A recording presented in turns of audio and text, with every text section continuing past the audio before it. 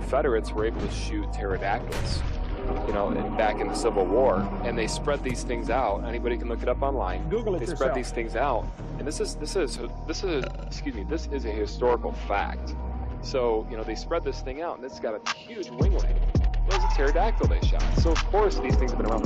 Now, they went extinct, obviously, slowly, but surely. And so, what I'm saying is Jesus wrote a dinosaur to work. That's history. It's in the Bible. How to Train Your Dragon. Historical facts. And if you don't believe it, do your own research. Pull up Google. You'll find the picture, I promise. Oh my God. Thank you, John Gleason, Godless engineer, for gifting me this beautiful moment. Y'all remember when they tried to cancel Steven Spielberg for posing with an animatronic triceratops animal rights activist? Back it up. Hit it from the back. Cloaca. Historical facts. Eat my ass, BP. You're down here bailing on the rest of us because you don't want to process your grief and shame like a normal person by drinking and mistreating strangers. No, Rick. It is you who must nibble my cloaca, or bird asshole. Everyone knows what a cloaca is. back in the Civil War, and they spread these things out. Anybody can look it up online. They spread these things out, and this is a historical fact. So, they spread this thing out, and it's got a huge winglet. It's a pterodactyl they shot. So, of course, these things have been around. Now, they went extinct, obviously, slowly, but surely. And so, Paul Bunyan was sharing some Funyuns with his pet velociraptor. Whoa.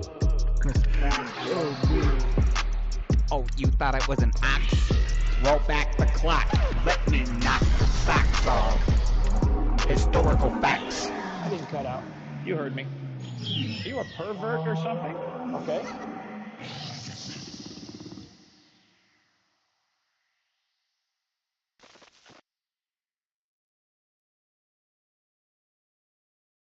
What's up, heathens? How y'all doing? Tonight, we're going to be going over whale dick enthusiast Kent Hovind. And I know automatically off the bat, people are not going to want to watch this video because I mentioned dick. So, anyways, whale dick enthusiast Kent Hovind is going to be justifying genocide as it appears in the Bible. And he's going to be justifying more than just biblical genocide, but he's also going to be justifying current genocide. He's going to put it out there. It's just who Kent Hovind is. He's a shitty person. But anyways, we're going to be looking at Kent Hovind's rationale for just wholesale slaughtering people, which ought to be fun. If you want to fuck around and find out what that looks like, then please stay tuned.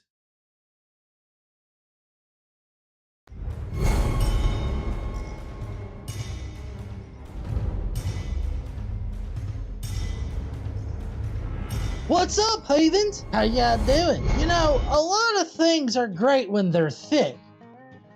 But you know what shouldn't be thick? Your wallet. Look at this thing. Stop treating your wallet like it's an industrial-sized Swiss Army knife and get yourself a Ridge wallet.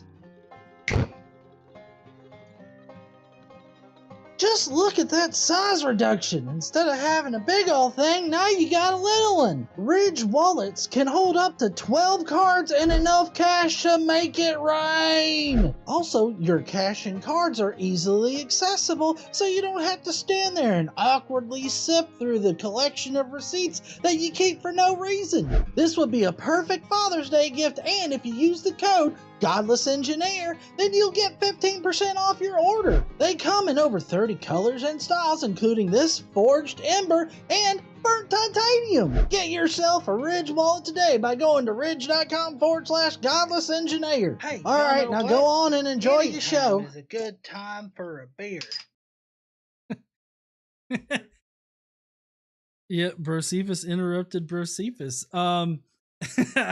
What's up, heathens? How y'all doing? I already did that at the beginning. Anyways, so yes, we have been sponsored by Ridge again. So if you want to help us out here at Godless Engineer, not only by watching our videos, but you can also go to ridge.com/Godless Engineer, and you can get 15% off of a Ridge wallet if you would like to go and get a Ridge wallet. Apparently, you know, they liked, you know, sponsoring last time, so Ridge decided to sponsor again. We really thank them over at Ridge, in which well, my wallet's downstairs apparently, but I do heavily use, like every single day I use my Ridge wallet, and so what Ridge, I don't know. Anyways, so yeah, there's that. Also, if you guys would like to support our charitable efforts here on Godless Engineer, you can send a super chat or join the Skeptic Mafia. The super chats, I will normally try to work those in as naturally as possible into the live stream, so you will get read out live on the show. If you want to send in a super chat, if you got something to you know, contribute to the discussion that we're having, especially with Kent Hovind tonight, justifying genocide, I'd really love to hear your opinion. So last year we were able to donate over $8,000 to our charitable different charities, and so we'd like to continue doing that. So consider sending a super chat or becoming a Skeptic Mafia member, or just watching our videos either here or on the GE Shorts channel. Both places will definitely help us donate. So now with all of that out of the way, we do have a bit of a shortened, I guess, stream tonight, because Brocephus isn't going to be here to do some shitty ass science, although I do have some good ones lined up for him. Brocephus isn't going to be here tonight, and we're pretty much just going to go through some comments that I got, and well, that I found and I've got, and then we're going to get right on into the video, because the video's about it's a little over 10 minutes long, so it's going to take a little bit for us to get through it, and so we just don't have enough time to fit everything in like we normally do. So let's head on into the comments, shall we? Today I learned. Sorry, I wasn't prepared. We're not doing Today I Learned tonight. Just wanted to cover the comments, but we got comments of the day. Prepare to face bump yourself in the next week. I see, I can't play. Jesus Christ, Xander's like Batman over there. Oh, hey, do I have a drink? Oh yeah, there it is. If it was a snake, it'd bit me. Satan's little helper already. Hey, ain't nobody gonna be fighting over this $5. It's all mine. Satan's little helper says Christians love to say how good the morality of their God is. Did not make one commandment to tell people not to own another person against their will, which is I'm so glad that you mentioned that, because I meant to mention this beforehand, but for some reason forgot. Let me go ahead and put this up here. Tomorrow afternoon, not night, but tomorrow afternoon, we have Dr. Josh coming by. He is going to be promoting a new class that he's running. Super affordable, but we'll talk about that tomorrow. But he is going to be discussing over four classes. He's going to be telling us all I don't about. know if y'all know this, but every time you donate, the Lord cries. That's right. Dr. Josh is going to be telling us all about biblical slavery and how the Old Testament endorses slavery and all the different apologetics and stuff. I don't actually know what the 4 courses are going to. That's KC's money. Yeah, that's right. I don't know what the 4 courses are going to, cover exactly, other than Old Testament slavery. So let's see. Quentin Van Boeven says, my B-Day was Wednesday. Can you sing Happy Birthday? I definitely can. I love singing Happy Birthday. Happy birthday to you. Happy birthday to you. Happy birthday to Quentin Van Boeven.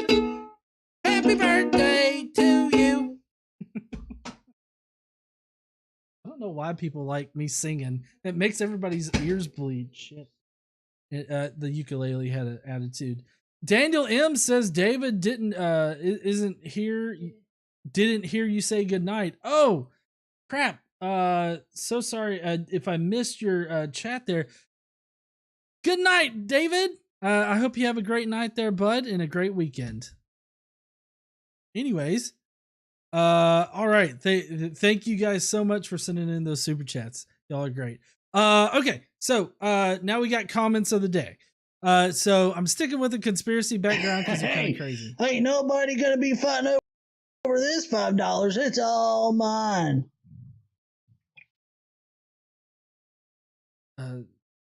Here, I turned it down a little bit there,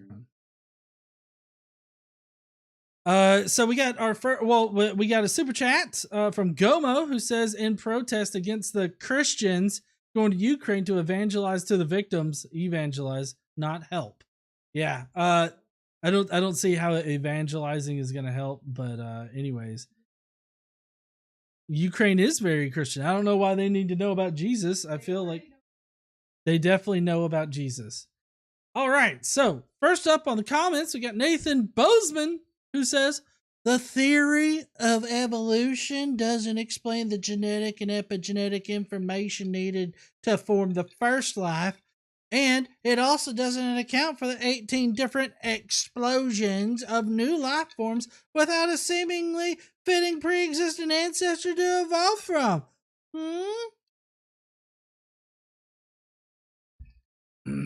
What you gotta say about that, evolutionist? Apparently David is showing us his stuffed Titanic. It's an awesome stuffed Titanic there, David. Just blew David's mind. Anyways, so first of all, like, as far as the first life goes, like, I don't know why evolution would need to explain how life arose. That's Abiogenesis. And I've actually got a video I just recorded today that'll be coming out next Thursday on that particular topic about how abiogenesis is not evolution. But evolution, or at least several topics surrounding evolutionary theory, would explain epigenetic information, does explain genetic information. Like there's a whole field, genetics, that covers that. So it makes no sense to say that that's not like involved in evolutionary theory, or that it can't explain it. And then the different explosions, I mean, yeah, there have been different the quote unquote explosions, but these explosions happened over millions and millions of years. And just because we don't have evidence of the animals and the creatures that they evolved from doesn't mean that they weren't there. They obviously had to evolve from something. So, as far as explaining these explosions, I feel like we've got pretty good explanations for them. I mean, for one thing, it's hard for fossils to form in the first place. So the fact that there are explosions is perfectly understandable. Michael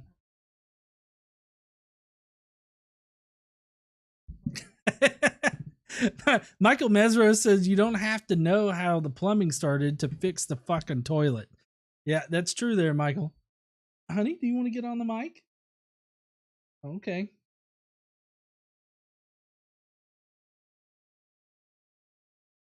You just seem to be very talkative tonight, that's all.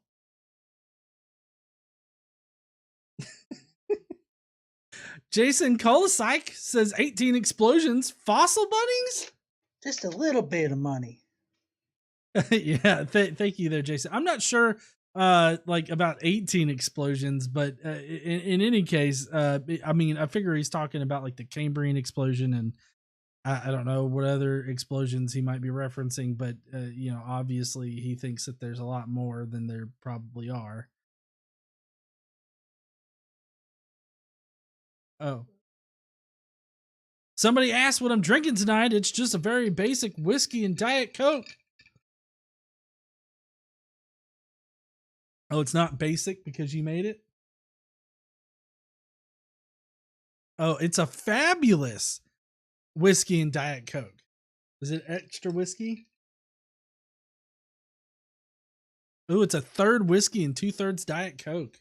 Get fucked up tonight. Anyways, next up on the crazy fucking shit, we've got, I saw someone today trying to tell me to get the vaccine, and when I told her what it really is, Bill Gates' sperm, obviously, she nearly collapsed. Classic idiot liberals. I mean, Daniel M says it was funny David was yelling good night at the TV. I'm so sorry there, David. I wasn't ignoring you. I just can't hear you. Okay, bud. But yeah, so this is kind of a troll or not a troll situation here, because I don't genuinely think somebody could think that the vaccine is really Bill Gates's sperm. Like that seems like something you just can't that isn't believed by anybody. But in the midst of this pandemic and the anti-vax stuff, I've seen some crazy shit. So I mean, I wouldn't put it past somebody to actually have done this.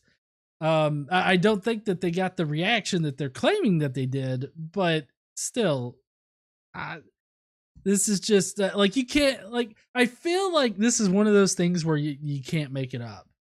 You know, it's like, who would honestly, like, you would have to be seriously drunk or high to be like, what can we say the vaccine is? I got it, Bill Gates' sperm. I feel like you really got to be out of it in order to even suggest it. Hey, ain't nobody gonna be fighting over this $5. It's all mine. Yeah. So we've got I don't know if it just hasn't come through over on my end yet. It could be a late one from Daniel. I'm not sure. Anyways, all right. So next up, we've got an actual comment that I received recently on one of my older videos. It's Damian Beckett who says, "You seem to completely miss the point that science moves forward by a process of trial and error, and that the accepted science fact of today often becomes the scientific falsehood of tomorrow. In this process, science is moving closer to harmony with the Bible. That was Schroeder's point. In fact, most of what Gerald Schroeder said seems to have gone over your head." It didn't go over my head because Schroeder was wrong.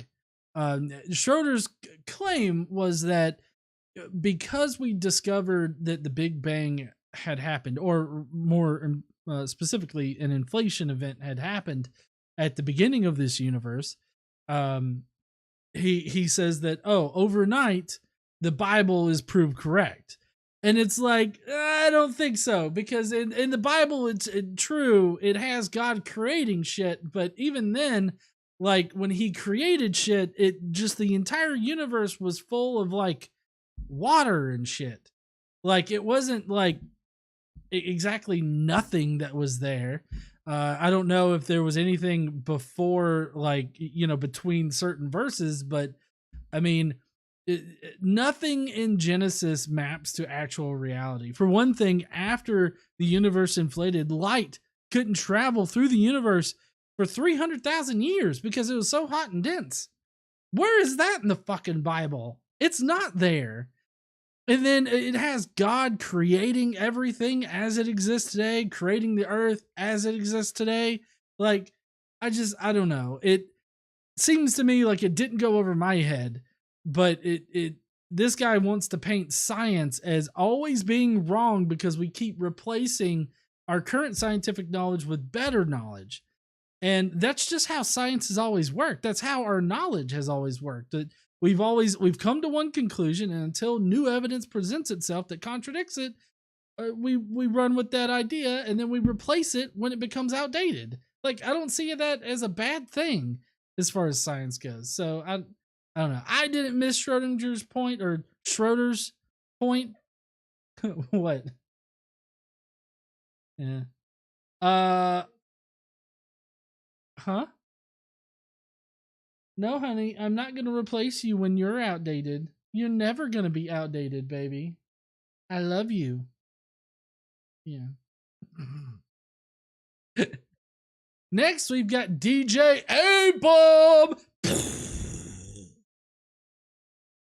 I wonder if that's how he introduces himself. It's like DJ A-Bomb. And it's like he's got an explosion that he walks away from. Anyways, DJ A-Bomb says, I think you're aware of this already, but God gave Noah very specific instructions on how to build the ark, not Moses. I know. Uhan Roderick sitting in his super chat. Hey, ain't nobody gonna be fighting over this $5. It's all mine. That's right. Uhan says, lost a longtime friend today. If you are struggling or need help, you're never alone. Please reach out to somebody. Yes, definitely. I saw a post from Twitter specifically about the suicide hotline there, Uhan, on Twitter. So definitely, if you need help, always reach out either through the suicide hotline or the suicide prevention hotline or any organization out there like that. So yeah, I'm very sorry about your friend there, Uhan. I hate that happened. That's very sad. But going back to the comments, so apparently people don't understand that there's a couple of different arcs in the Bible. There is Noah's Ark that housed supposedly 2 of every animal on the planet. And then there's also the Ark of the Covenant, which was another ark. Just Moses, God told Moses how to build that ark too. I remember specifically because God told him exactly how to bedazzle it so that he could fuck it or something like that. That's not what we discussed. For whatever reason, God wanted the ark bedazzled. I guess I can't speculate about his use for the ark, but he did tell Moses how to build the Ark of the Covenant, and he was very specific. Yeah, there's a whole Bible study episode on it. You could probably go through our list of Bible study videos and find it. I'm sure it's got a picture of the ark on it. Anyways, all right, let's go on to our next comment. Actually from the channel, actually from Thursday's video. Already getting some great feedback. Definitely not shitty. So we got Albert Lucientes, who says, Ehrman pretty much closed the case in the negative on the question of historicity more effectively than any mythicist in his Did Jesus Exist book. Now, I'm a little, I don't know how to take this comment exactly, because if he's saying that Ehrman actually proved that Jesus didn't exist in his book, Did Jesus Exist? Then I think what Ehrman did was prove how weak the case is for the historicity of Jesus and Did Jesus Exist? In fact, Raphael Lataster's book, Questioning the Historicity of Jesus, it only looks at Ehrman's work on it because Ehrman is not a Christian apologist. He's not a Christian scholar or anything like that. So we're not arguing over like the magicalness of Jesus or Jesus, the Son of God, or anything like that. It was just supposed to be purely about the secular information, like the secular take on the historicity of Jesus. And so, in that case, then he made a pretty good case that the arguments are really weak. But if he means that the Did Jesus Exist book firmly closed the case on whether or not Jesus was historical, meaning that it proved that Jesus is historical, it definitely did not do that. So it just kind of depends on how you mean it there, Albert. All right, enough of the serious stuff. Now we got some more crazy shit. How's this? Mike on Facebook, where it's the cesspool of all social media, says, the kids that Putin is rescued under Chernobyl, they found dead ones chained up, live ones chained up. He's taken out the child trafficking, the bio labs, the money laundering. He's got the bank records on Biden, Clinton, Pelosi, all of them. Look up adrenochrome. That's what they use the kids for. Apparently, they are harvesting adrenochrome from scared children under Chernobyl. I mean, I don't know if you guys know this, but Chernobyl is uninhabitable. And it will be for the next fucking long ass time. There's actually a Twitter account that keeps track every day of the progress of Chernobyl being able to be like lived in again. So this is not, I don't even know where people are getting, like, is this another troll thing? Like, is this a troll or not a troll? Normally, like, let's say 10 years ago, maybe, this would obviously be a troll. Like, you could see right through it because it's so fucking crazy.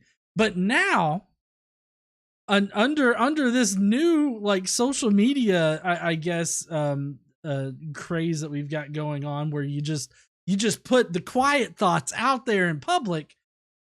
I don't know if this is actually like a troll comment. It's really a situation where you just cannot tell the trolls from the serious people.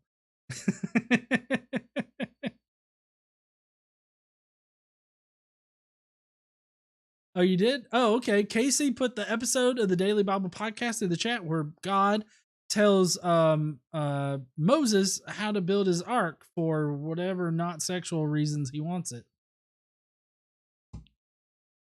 Next up on the conspiracy talk, we've got this person, Janice. That sounds like a nice name, Janice. Janice says, sure can tell the Obamas are in charge of Netflix, because it will not work anymore, so they must be in charge. We got a new member. Woo! Uhan becoming a member. What's up? Because it will not work anymore, so they must be in charge. They broke it and it can't be fixed while they are in charge.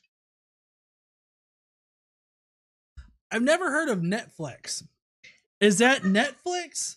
But like for bodybuilders? Like, hey, ain't nobody gonna be fighting over this $5. It's all mine. I'm just here on Netflix giving you guys the best flexing tips.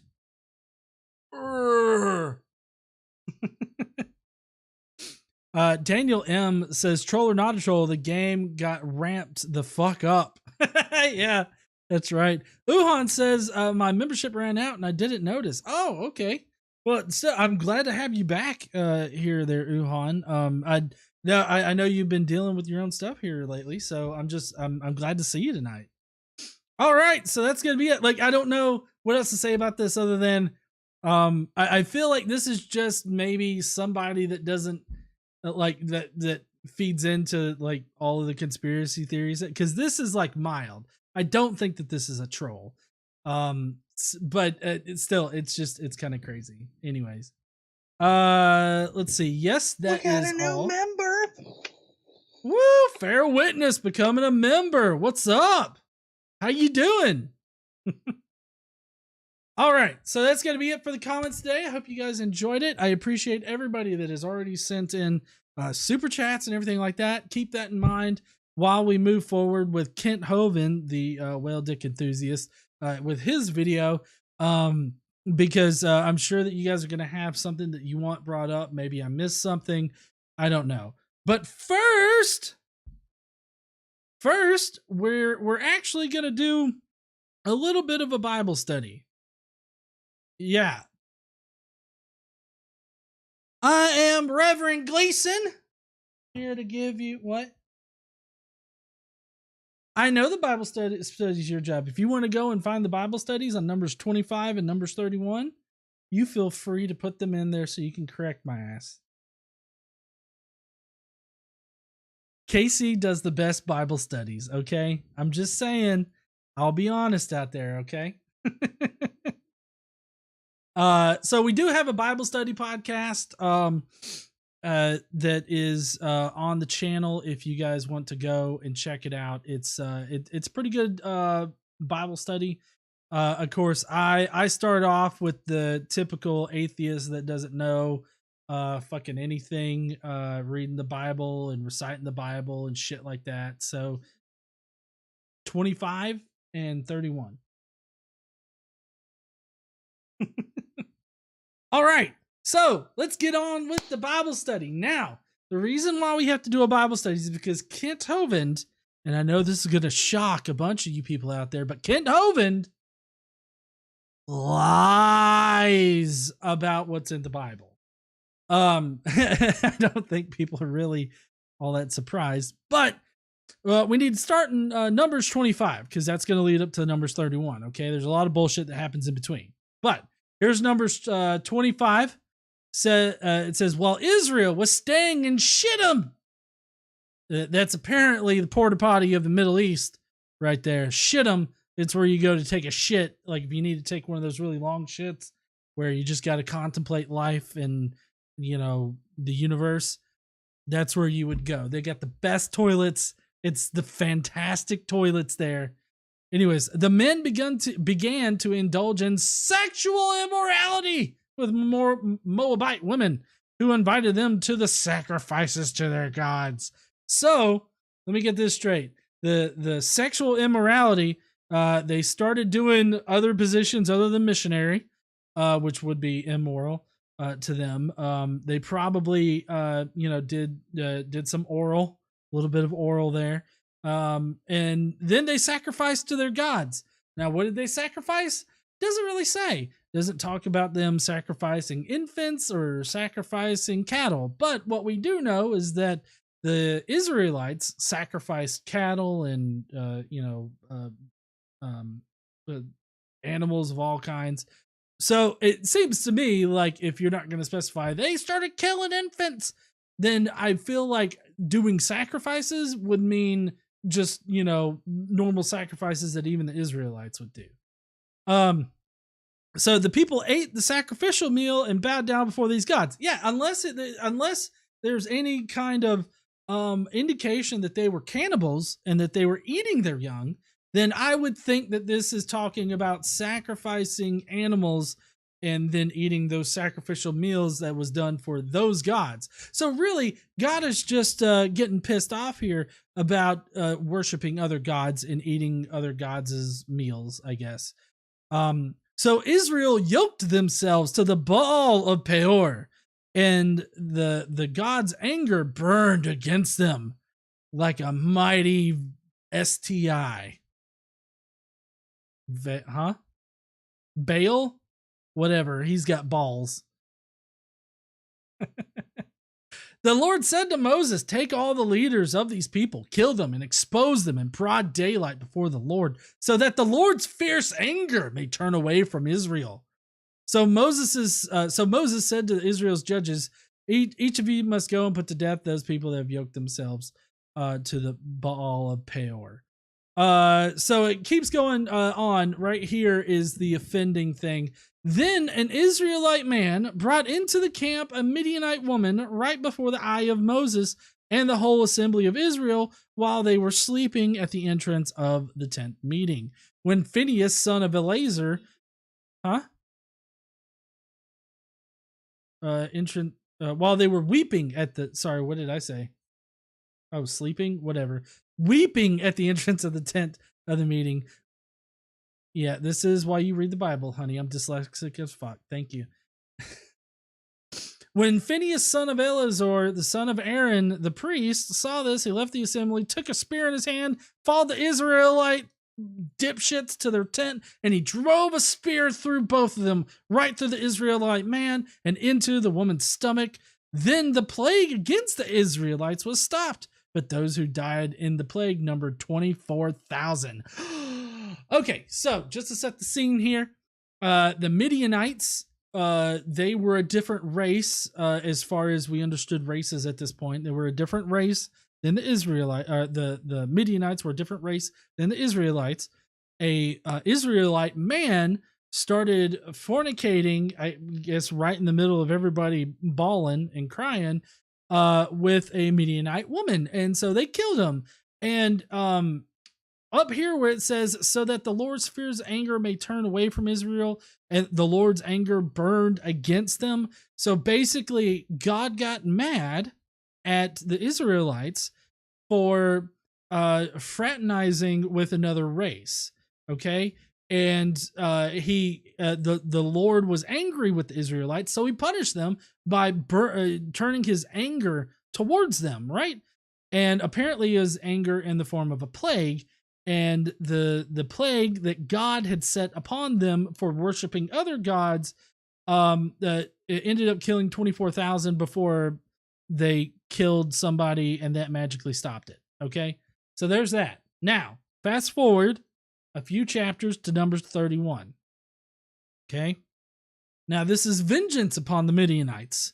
So the Midianites were the ones that were being fucked by the Israelites, and God was really pissed off at them for worshiping other gods and everything like that, and mixing the races, because he's a racist piece of shit.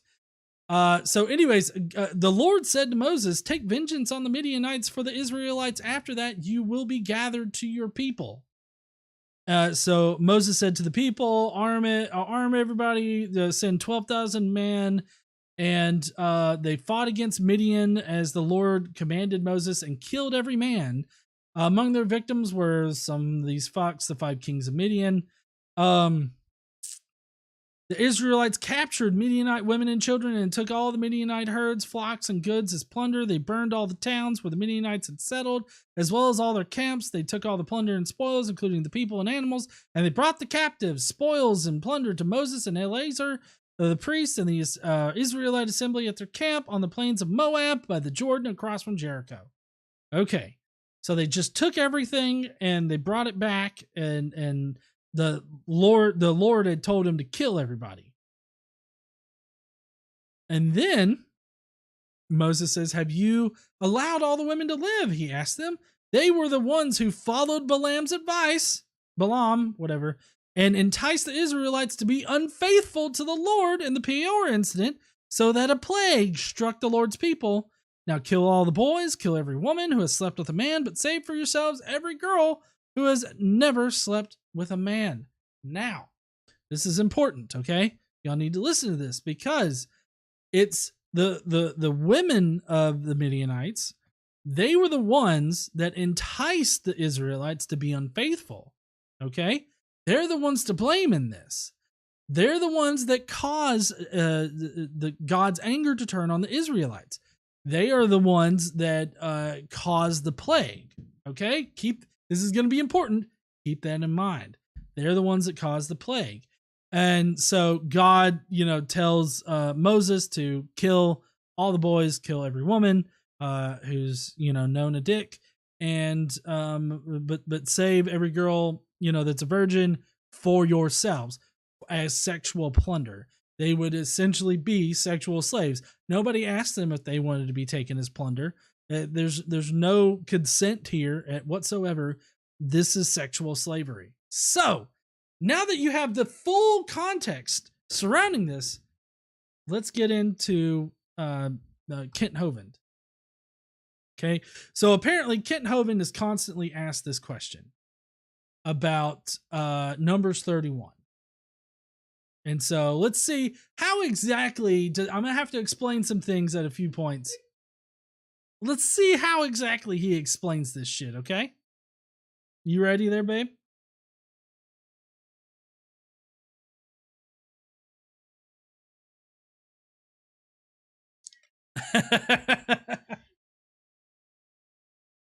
Casey laughs every time she sees Kent Hovind because she thinks of Dr. Josh being Kent Hovind and sounding like Kent Hovind and everything, and it's just hilarious to her. That's one thing I'm gonna have to do for tomorrow night, and that's get Dr. Josh to do some Kent Hovind impressions. Maybe I can get him to do some for an alert or something like that. All right, Kent Hovind, what do you got there, buddy? The question I got from the angry caller who would not shut up and let me answer, just wanted to blab. I'm going to answer it now, but I would advise some of you parents, you may want to get your children out of the room. This is going to have some adult content, okay? I feel like maybe I should have this played at the very beginning of my show every Friday night. Listen, everybody, you might want to get the kids out the fucking room because we got some parental advisory, adult content on the way here as I drink my Jesus juice. God is a loving God. Why did he order Moses to kill all the males, including the babies, in Numbers 31? All right, I'm going to answer it. God said in Numbers 31, now therefore kill every male among the little ones, and kill every woman that hath known man by lying with him, that has had sexual intercourse. But all the women, children that have not known a man by lying with him, keep alive for yourselves. Why would God say that? Oh, there's a very, very good reason. If you listen, some of you don't want an answer. You're looking to criticize. And if I answer this one thoroughly, rather than say, wow, maybe God's right, you're going to move on and look for another one. I know. Well, so just throwing this, I feel like he's sort of attempting to hand wave away this as just atheists looking to paint the Bible in a bad light in whatever way. And if he can explain how it's okay to kill all of the male children and every woman that has touched a dick, then apparently if he can explain that, then we're just going to move on to the next shitty thing that God has done. Mm-hmm.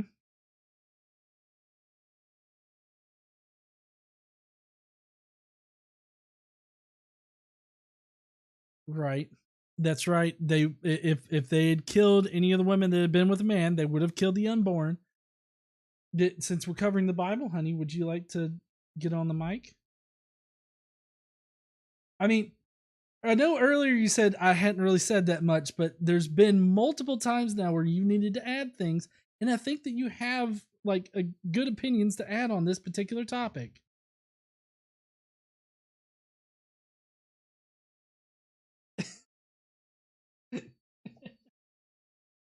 Can you switch over? Okay.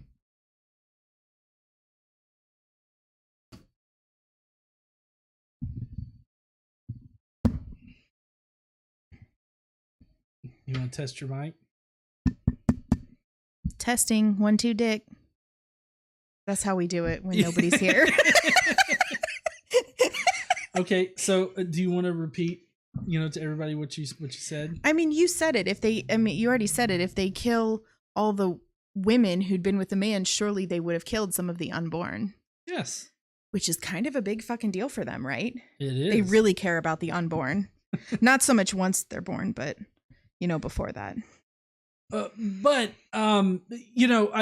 feel like knowing the full context of these verses and knowing exactly what's being said here and taking it into full consideration is important. But at the same time, there's just no way to rescue this particular part of the Bible. Kent just wants to kind of hand wave away questions about this kind of stuff in the Bible. But I mean, I feel like if you're going to say that God is good all the time and all the time, God is good, then you're going to need to be able to explain some of the horrible shit that happens in the Bible, like Moses being commanded by God to kill small children. So he's got apologetics for this. They have apologetics for everything. They do. But for you who are seeking truth, hopefully this will help. During World War II, U.S. combat casualties in the war against Japan were 111,000 dead or missing and 250,000 wounded. Okay, so I've just got up on the screen Hovind's World War II apologetic. Okay, so he, I put this up there just so that I can explain like what that is. His World War II apologetic is basically that the reason why we dropped atomic bombs on Nagasaki and Hiroshima was to end the war earlier, thereby saving tens of thousands of American lives. And I guess it's true that that's what that did. Because if we hadn't have used the nukes, then we would have spent many, many more months in war and losing thousands of lives. And so basically, and you'll see this here in a little bit, but basically Kent Hovind is saying that he's going to trust the generals on what will prevent, more lives from being lost. And he equates that to God and him saying that, God commanding Moses to kill all of the little children and all the women, it ended up saving lives later. And so it was a good thing to kill all of them because it ended up saving, I guess, Israelite and Christian lives on down the line. Well, yeah, because you can't leave anybody alive to be vengeful and come after them later when they're grown up. Like, they can't leave the kids because, not, at least not the boys. The girls, you can just own and, do whatever you want to with them as long as they haven't been with another man. Well, but that makes sense, like, in a more natural view of history. Like, we understand why the Israelites had this kind of notion of, scorched earth, just kill everything. Mm-hmm. Like, we understand that. But from the context of, like, an all-knowing, all-good God that's supposed to be omnibenevolent, mm-hmm. This just doesn't make sense. No, I don't disagree. Although, I would caution them to not underestimate women. We saw what happened in Handmaid's Tale. Don't underestimate us. Mm-hmm. Because when you least expect it, we'll fuck you up. It's true. Yeah. Yeah. Okay, so he goes on for a good, maybe 10 minutes on this whole World War II thing. Are you serious? Oh, yeah. We're not going to listen to it. Now, you ready for an answer to your question, Mr. Blabbermouth that wouldn't shut up when you called me? There are 7 diseases caused by bacteria, flesh-eating disease, staph infections, etc. How does antibiotic resistance occur? There's a high number of bacteria. A few of them are resistant to antibiotics. So you give the antibiotic, it kills all of them except those. Okay, so this is his bacteria apologetic, okay? Which I have to say, for somebody that denies evolution, that is actually a pretty good example of evolution that he was about to go through right there. Well, especially when you're talking about ones that are resistant to antibiotics. They didn't start that way. No, true. I Heart Dogs became upgraded their membership. I don't think that the notification is going to come through because you upgraded, but thank you so much there, I Heart Dogs. Appreciate you. So anyways, the bacteria apologetic is basically that doctors, in order to eradicate certain illnesses and everything, you have to take medicine that would totally eradicate the bacteria or whatever is causing you to be sick, totally eradicate it from your body, or at least eradicate it to the point of your body being able to fight back and eradicate it itself. Just total annihilation of the offending organism or virus or whatever. Okay. And so yet again, another scorched earth thing, just like with World War II, he's using this apologetic to say God was doing this whole scorched earth tactic in order to purge illness from the land, to purge plague and all this other stuff from from hurting the Israelites. The Bible doesn't say that.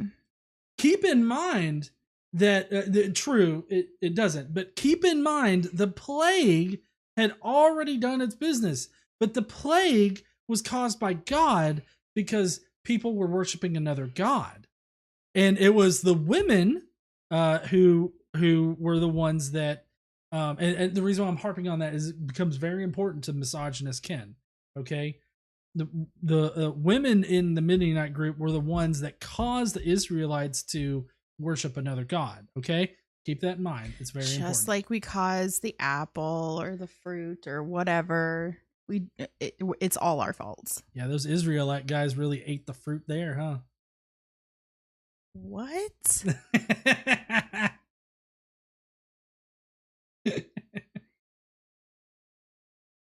Eradication is the reduction of an infectious disease prevalence in the global host population to 0. Then they can say it's been eradicated. Only one disease is considered eradicated. Oh, and Emma, yeah, okay.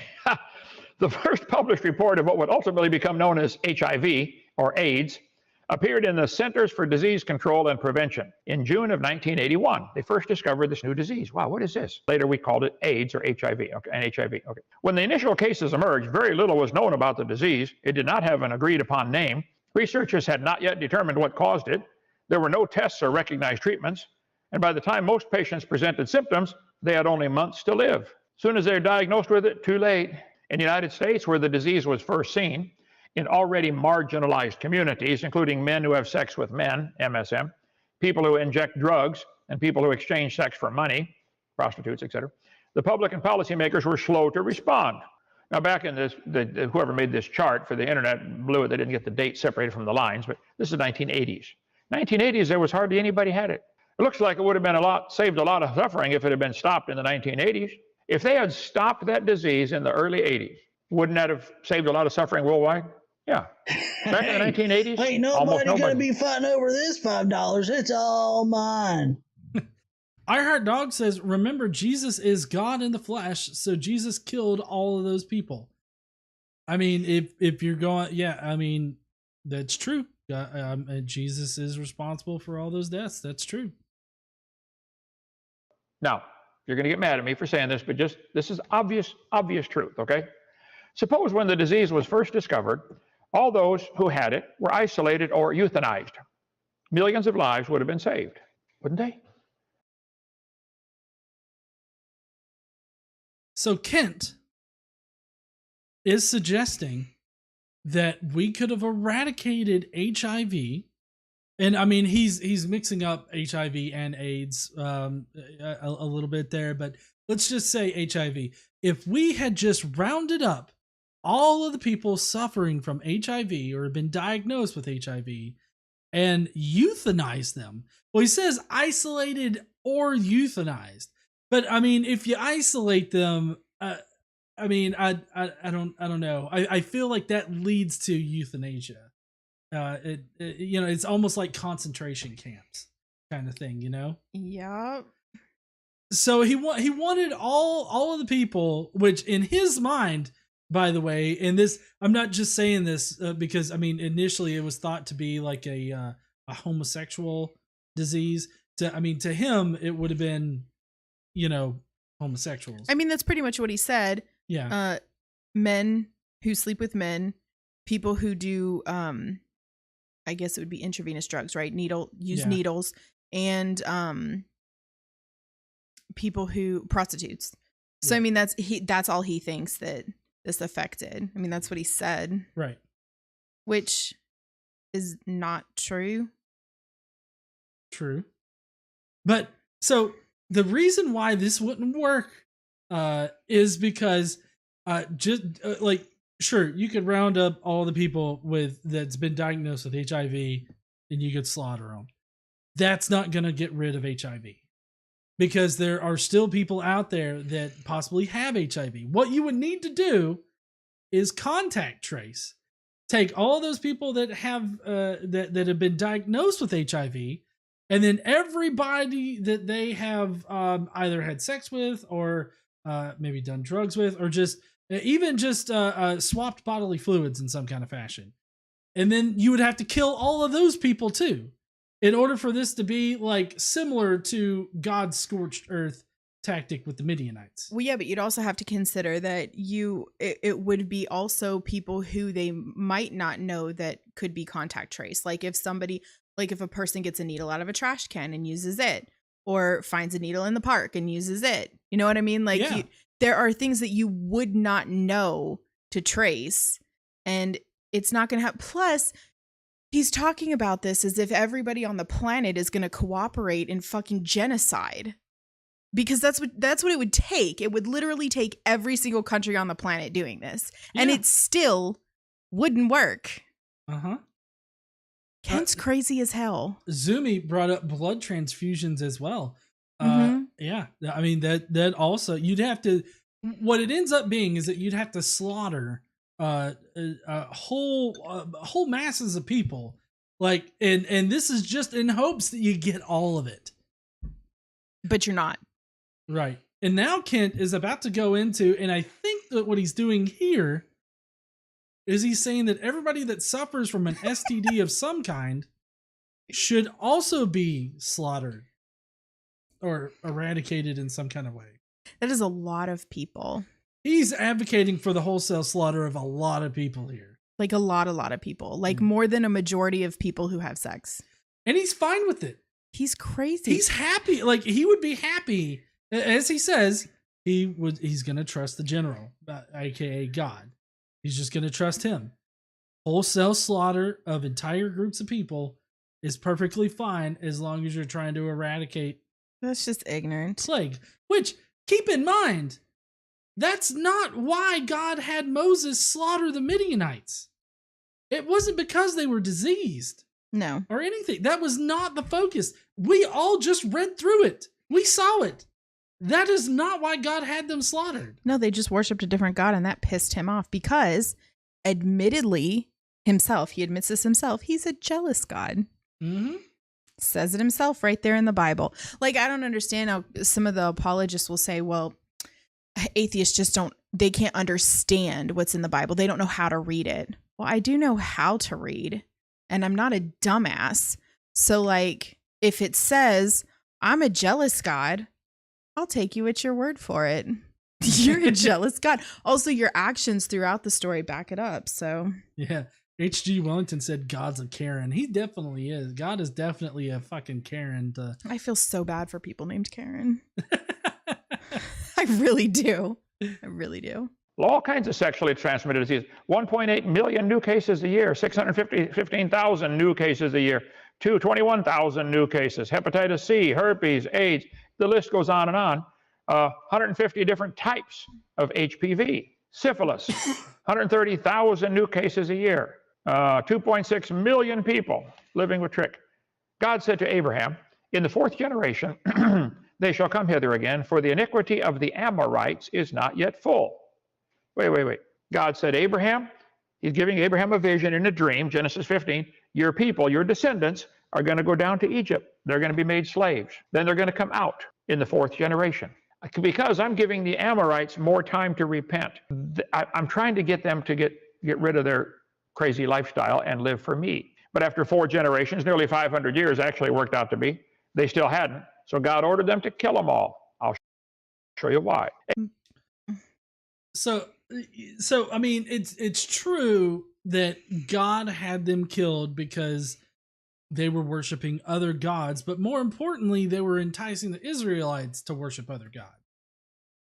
And like, that's the reason why God wanted them killed, is because they were fucking with his chosen people. I also don't understand why he's so focused. I guess this is a Kent thing because he acts like he's not super focused on like dick and sex and stuff, but he is. Why is he so focused on these things? Like, what about other illnesses? There are tons of other viruses. Oh, I don't know if I left this in here, but he heavily focuses on bestiality. It might be in here, but he heavily focuses on bestiality and how that spreads disease. Okay. I feel like this is not a real problem. I feel like this is not a real world problem. But I'm not talking about bestiality. I'm talking about other illnesses. Oh, I know. Like, why is he so focused on sexual oriented and diseases that are not only transmitted through sex? Well, why is he so focused on these? How I think his brain works on this, and I mean, his brain's fucked up, but anyways, how I think it works is that, you know, the Israelite man was fucking the Midianite woman, and they were fraternizing like with the Midianites, right? And they were just over there fucking them. So it like in Kent's mind, it must be a sexual plague, like an STD kind of plague, or some kind of plague that results from having sex. That apparently killed 24,000 individuals. That God took credit for. Yes, God is the one that sent it upon them. I mean, it says it right there. Right. I mean, it wasn't understand. It's not that they contracted a disease from the Midianites, as we all saw in the Bible that we showed right before this. It's not that they contracted a disease from the Midianites. It's that God gave them a disease because they worshiped other gods. Abraham to Joshua leading the people in was about 500 years. He was going to take them out of Egypt, the green one down there, up to the land of the Amorites, which contains all kinds of different nationalities. God had tolerated their sin long enough, and after sending prophets to warn them to no avail, he ordered Moses to exterminate them. See, the Amorites included the Ammon, Moab, Edom, the Midianites, the Canaanites. All of these nations practiced bestiality. That is sex with animals, which transmits diseases. God promised this land to the new nation of Israel. When you go in there, wipe them out. I've given them 500 years. They're all disease-ridden. Get rid of them. That's not what the Bible said. It is not what it says. No, I mean, it does not say, like right here, he's got a bunch of things pulled up here. None of them say that, oh, they're plague-ridden. Like, these groups are not worshiping me and they're plague-ridden because they fuck pigs. Like, that's not what anything says in the Bible. I just have to ask Kent, are you a pervert or something? Yeah, Kent, you a pervert or something? But he harps on this whole bestiality thing.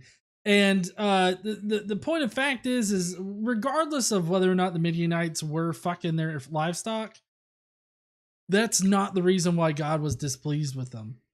And I mean, just keep it in mind that God had to specifically make laws about not fucking the livestock for the Israelites.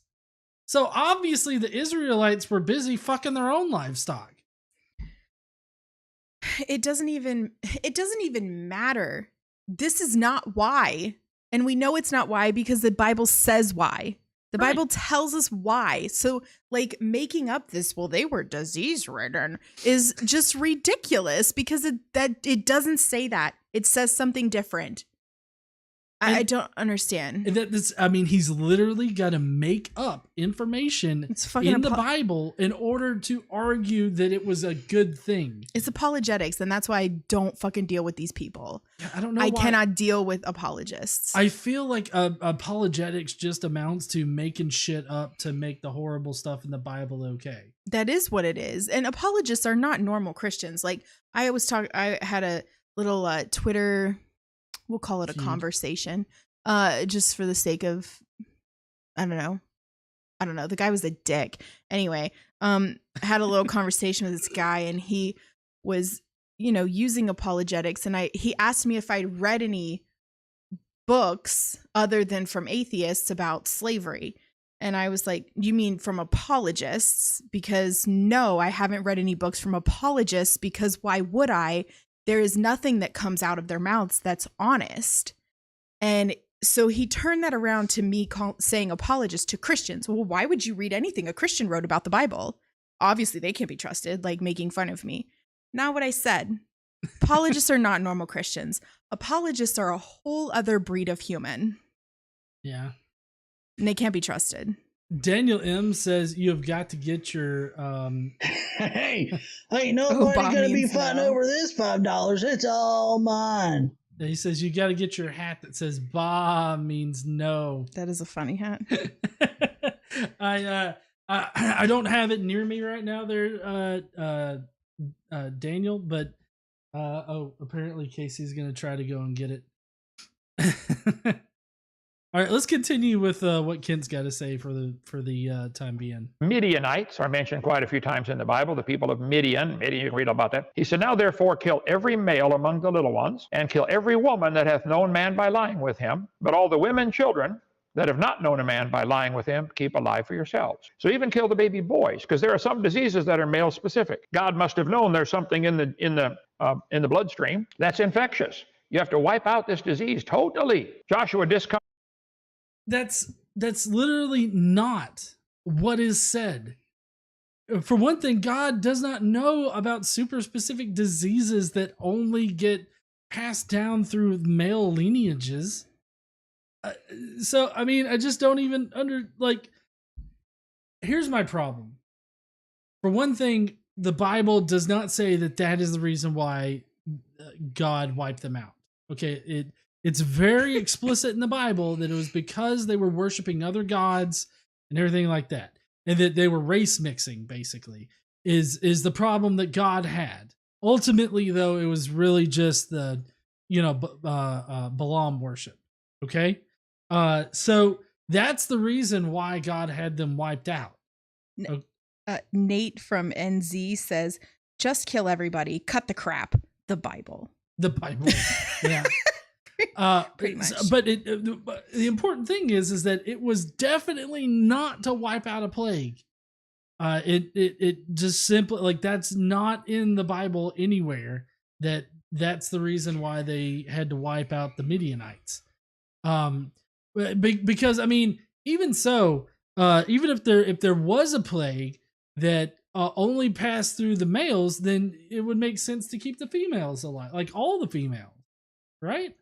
No, because they've known men, and it's not about disease. It's about insecure, Ain't childish nobody men. gonna be fighting over this $5. It's all mine.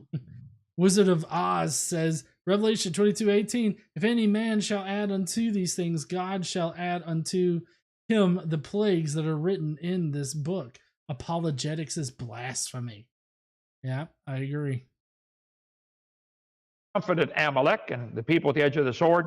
God said, I will utterly put out the remembrance of Amalek from under heaven. Kill them all. Mine angel shall go before thee to bring into the Amorites, Hittites, the Perizzites, the Canaanites, Hivites, Jebusites, and I will cut them off. Thou shalt not bow down to their gods, nor serve them, nor do after their works, but utterly overthrow them. And when King Arad, the Canaanite... Again, God is saying there, like, I don't understand how he can literally read the words on the page and just totally disregard the fact that God is saying, hey, don't worship other gods or I will smite you. Like, that's literally what the Bible is telling him. And he's like, nope, it was because of plagues and shit. That's why God wanted them all killed. Keith M. said, again, he's God. If it was a disease, God would have created it. Why not just fucking eradicate it? Well, yeah, true. That's a good point there, Keith. Keith. Keith. Because if you remember, back when Moses was at that mountain or whatever, and, God had sent all those snakes to bite the Israelites on the ass, God alleviated them from that, mishap or plague or whatever, by just having them worship a snake on a staff, like a bronze snake on a staff. Yeah. Which honestly, it probably just looked like a turd on a staff, but idol worship. Yeah. So he fixed the plague he created by idol worship, which he also doesn't like. Exactly. But in this case, it was okay because he said to do it. So, but then later on, they're going to get their ass chewed because they did it. I guess maybe it's because these people weren't Israelites and they were worshiping a different God. You would think that if you wanted to do something that would convince them that your God is the true God, having your God cure them of the plague instead of just killing all of them, I would think that would be like really good evidence for them. It's like, hey, everybody, just lick this totem pole right here and you will be plague free. And, it's like, oh shit, I licked it and I'm fine. I feel like that is a better apologetic to turn them towards God. But apparently God just wants to wholesale slaughter people. The whole thing is just so convoluted. It is.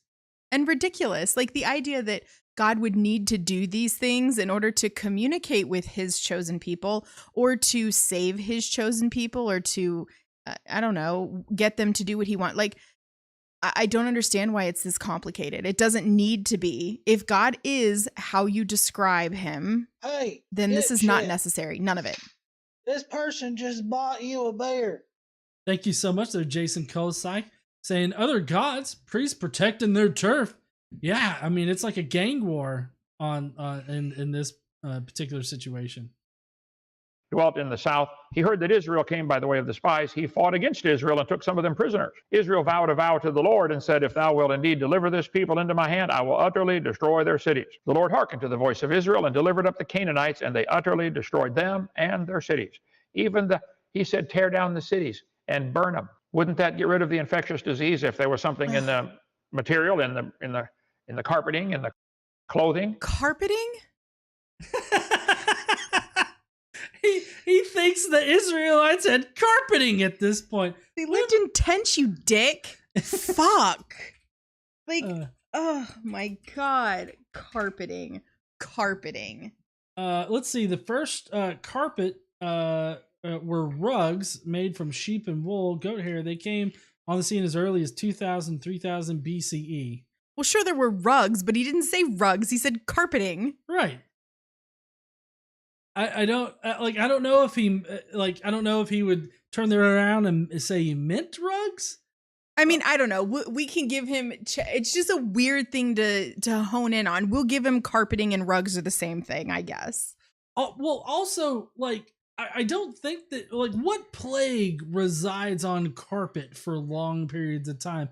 Also, are the Midianite women like scissoring the floor or something? Or well, if it's an STD like he's talking about, that shit don't live on carpet, right? I don't know. Maybe like, I don't know, crabs. I don't even know. You have to have a I don't know. Fleas is more of a carpet thing, I guess. Yeah. And I don't know. I don't know what STDs you can get from carpeting. Well, or maybe they got it from the rugs because the rugs were made of the animals. Right. I don't know. It just seems weird that he automatically connects it to a plague. Nothing in the Bible is ever really concerned about plague, like ever. It's all about worshiping God. Like, what's the best way to worship God?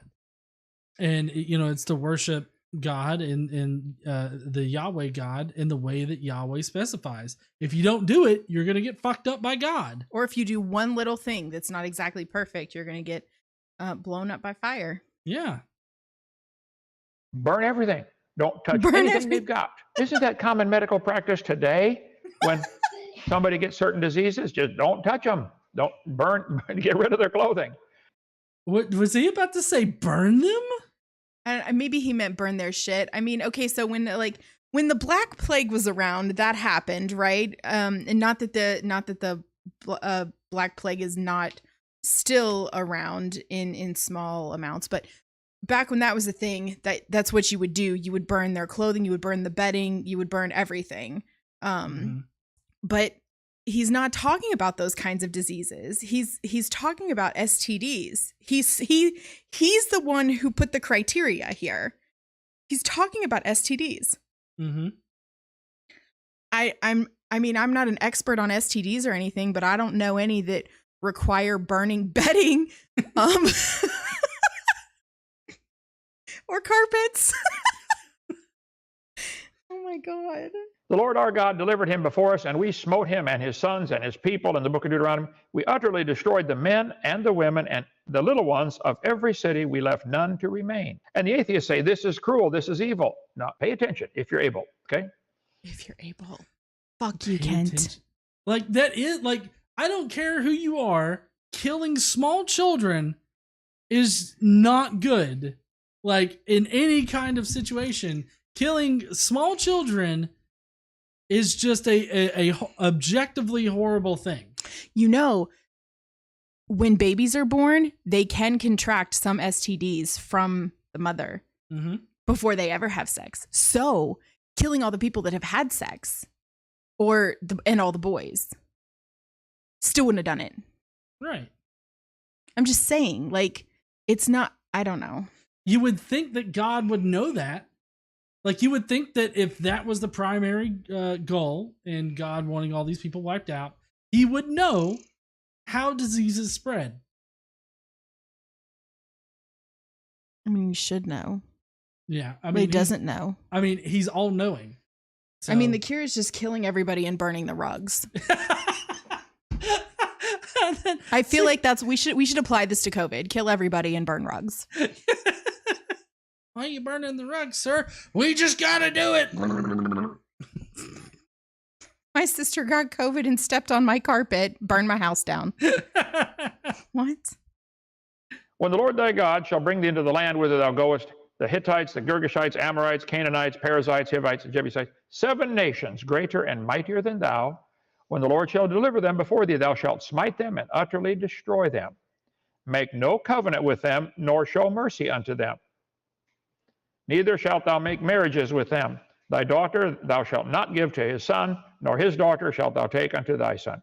See, these nations all worshipped a god called Molech, where you sacrifice your baby.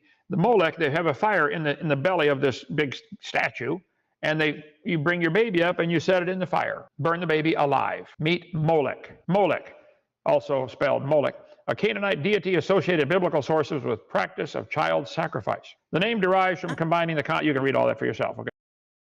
I mean, some of them worshipped Molech. And, so they did sacrifice some of their children, but clearly they didn't sacrifice all of their children because they had to, keep going. Well, okay. But again, this isn't why. No, it doesn't make a lot of sense to me if they're sacrificing. Well, earlier, as far as the actual verse that we're concerned with, the sacrifices that they were doing were later eaten by the Midianite and Israelite people. Okay, so unless the claim is that they were cannibalizing the babies, I don't see how this is really all that connected. Number one. Number two, saving the babies or stopping like this child sacrifice appears nowhere in the Bible. It does not appear as a motive in the Bible at all of God.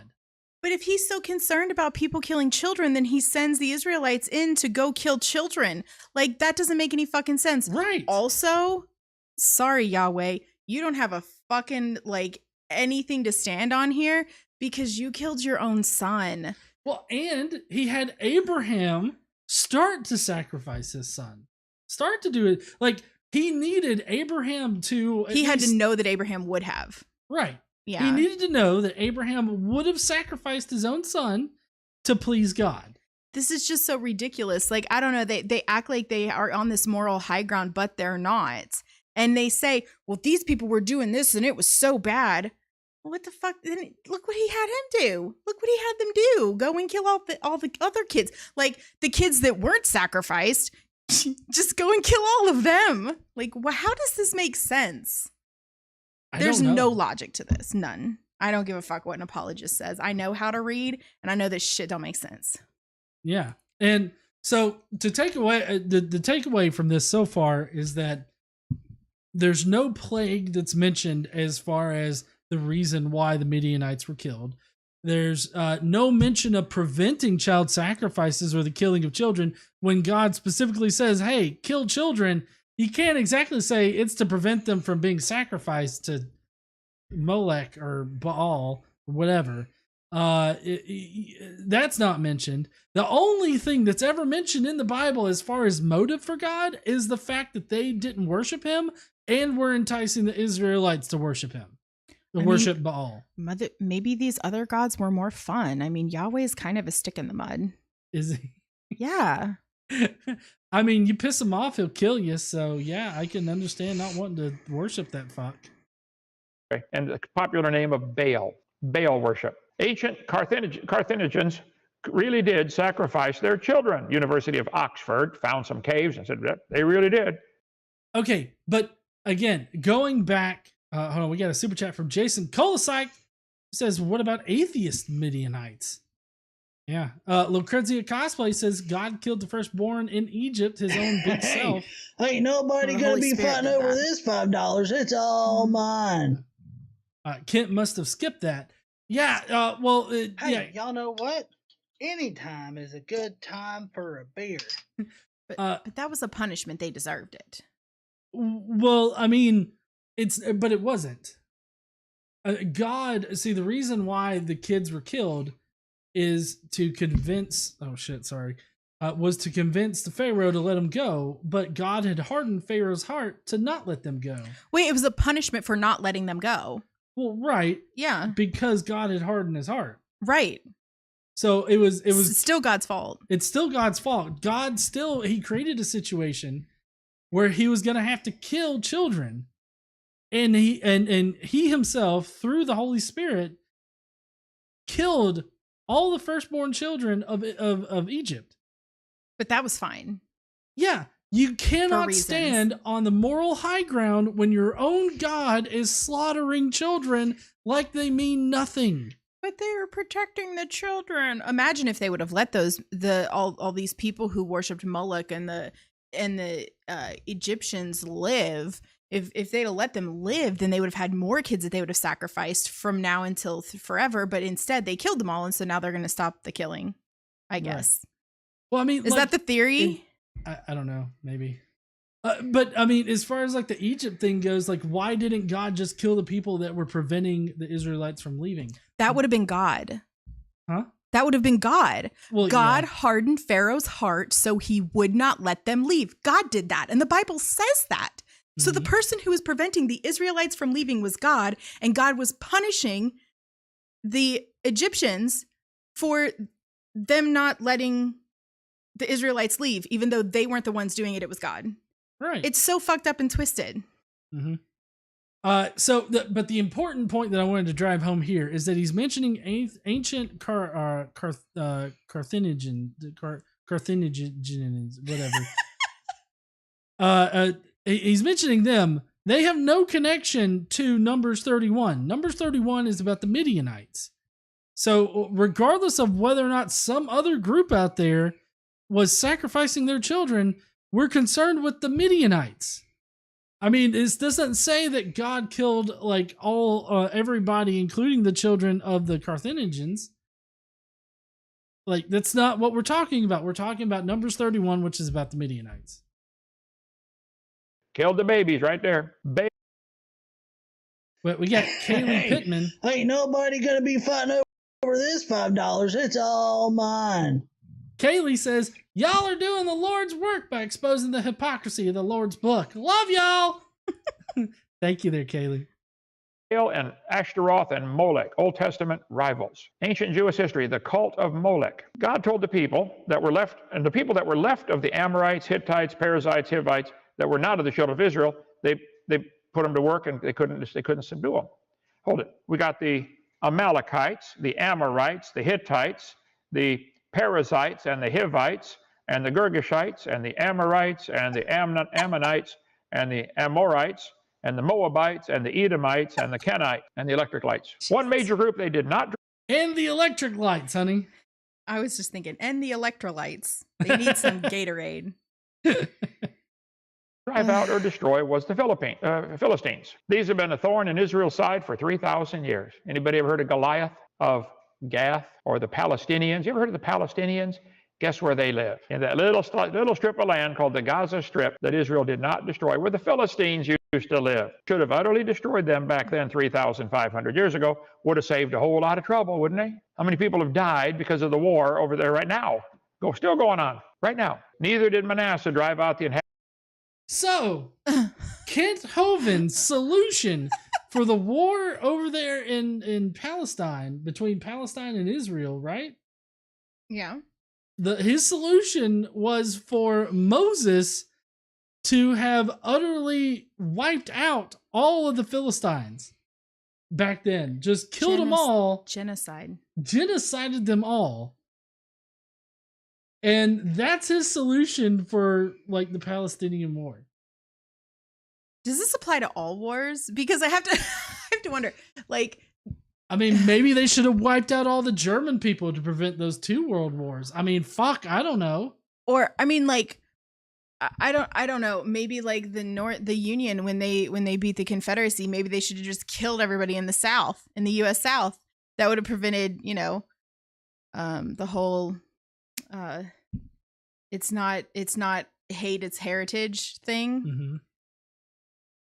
I mean, I guess I don't understand. Is it the winning side that you pick that you think should genocide everybody, or is it just the side that you like that you think should kill everybody? It's just the side that you like. Yeah. Okay, so not necessarily the winning side. Yeah. It should just be like there should only end up one winner, and then the rest of the entirety of the other side should just get completely killed. This is so bizarre. You want to know what the best part is? Think about it. Kent Hovind is pro-life. No. Like, that's he's just not. so fucking weird and fucked up to think about. Kent Hovind's pro-life, but yet also pro-genocide of anybody suffering from a disease, of anybody in a conflict that is apparently not on the side of Christians, which I don't even know if that's a correct... Or Jews. Or I mean, Jews, this I time it guess. would have been the Jews. Jews or Christians. Whoever Yahweh's chosen people are at the time. And it just everybody needs to die. If you're a part of the LGBTQ, you need to die. Yeah. I mean, just any reason. To be fair, with the Christian conservative apologist crowd, this kind of tracks. Hey, ain't nobody gonna be fighting over this $5. It's all mine. I mean, look at the NIFB. This kind of tracks. Yeah. So Mark Trosin points out something pretty good, saying Philistines and Palestinians are not the fucking same. Another example of Kent having absolutely no idea what he's talking about. Palestinians equals Arabs and Philistines. Palestinians equals Arabs and Philistines equals European immigrants. So yeah, I mean, I thought I should have mentioned that the Palestinians and the Philistines are two different groups of people. So wiping out the Philistines would not have affected the Palestinian conflict. Like it wouldn't have done that. So I don't like it. It boggles my fucking mind as to how Kent Hovind fucking remembers to wake up in the morning.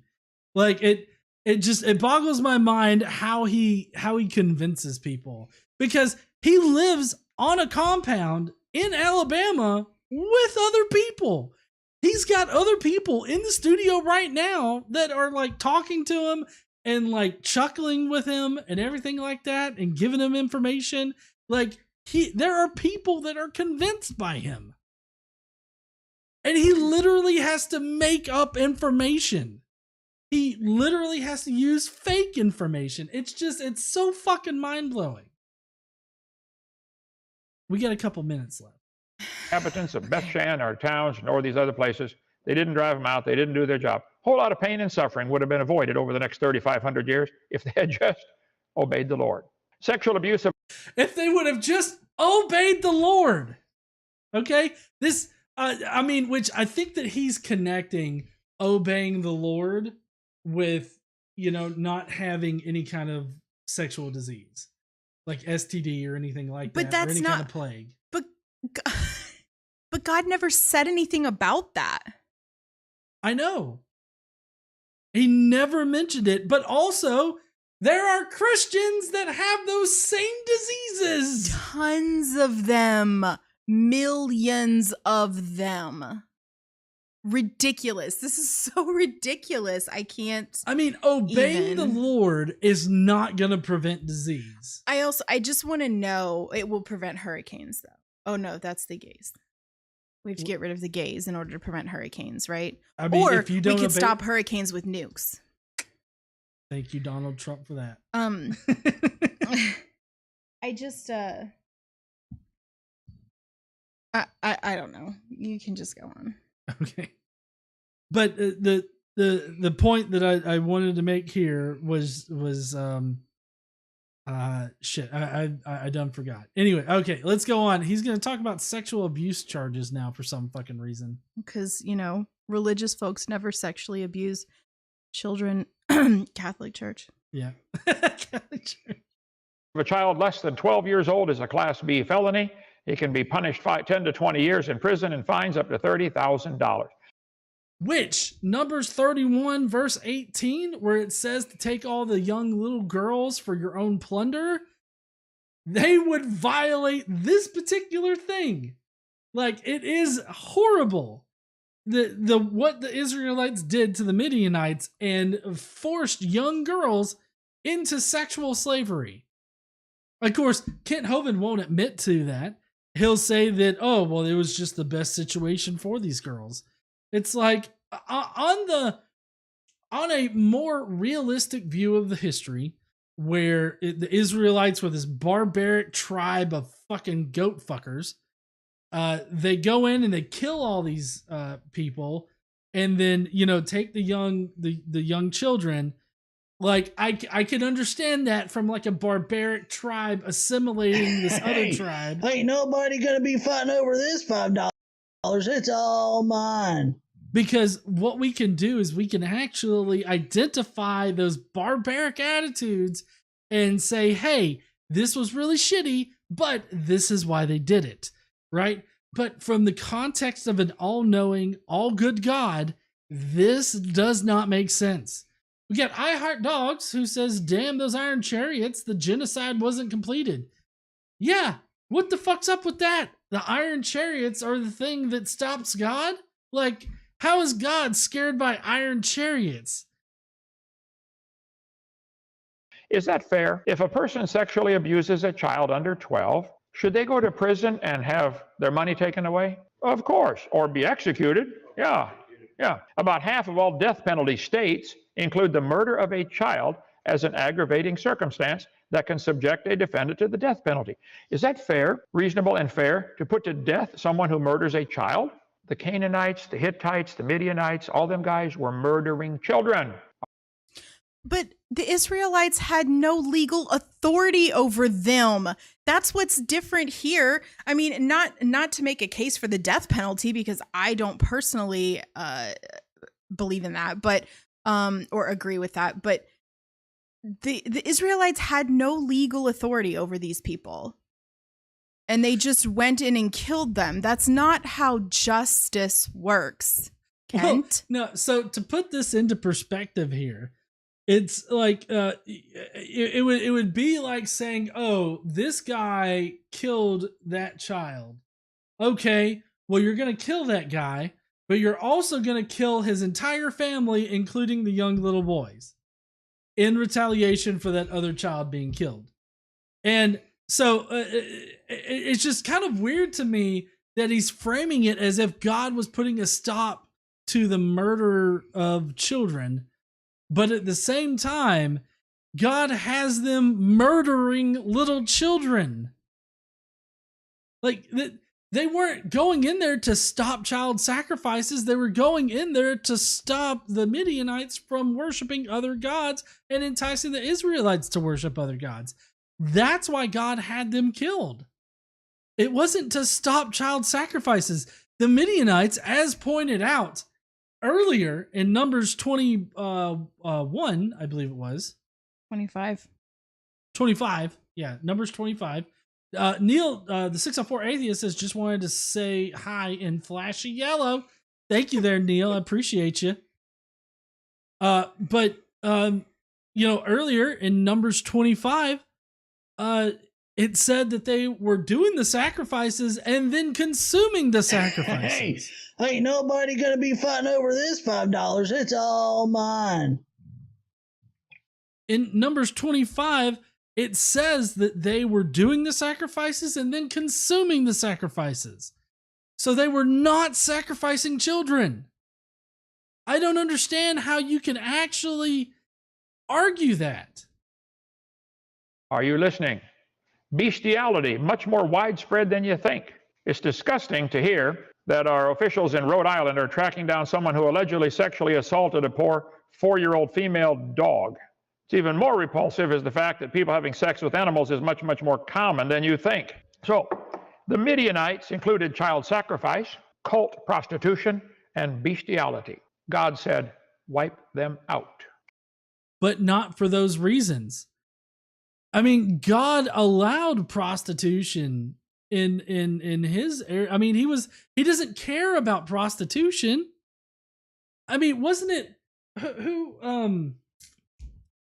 God doesn't ever punish anybody for being a prostitute. There was one guy, I think it was it Jacob? Somebody, it was the guy that married or got with the wife of one of his sons that died or something like that. She had turned into like a temple prostitute. I don't recall, but you're supposed to marry your brother's widow. Right. There's that one. Which doesn't make sense if you're worried about STDs and only ever having sex with one person. Of course, the only having sex with one person only applies to women, of course.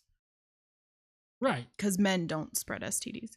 Exactly. Except for HIV, according to Kent. According to Kent, obviously. But it's so fucking weird to hear him cite these are the reasons why God had them killed. When God specifically says, for one, that he wants them killed because they're worshiping other gods and they're enticing the Israelite people. And two, God doesn't kill anybody else that's practicing prostitutes or that have prostitutes in the city or have like temple prostitutes or anything like that. He fucked up Sodom and Gomorrah. I mean, he did fuck them up, but that was because they were not like honorable or whatever. Like Kent and all of his dumbass people think it's because they were homosexuals, but it doesn't make like look. Here's what I'll say about the whole Sodom and Gomorrah thing.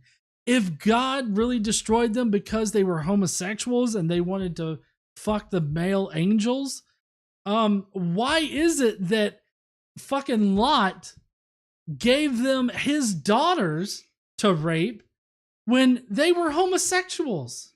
Yeah, that makes no sense.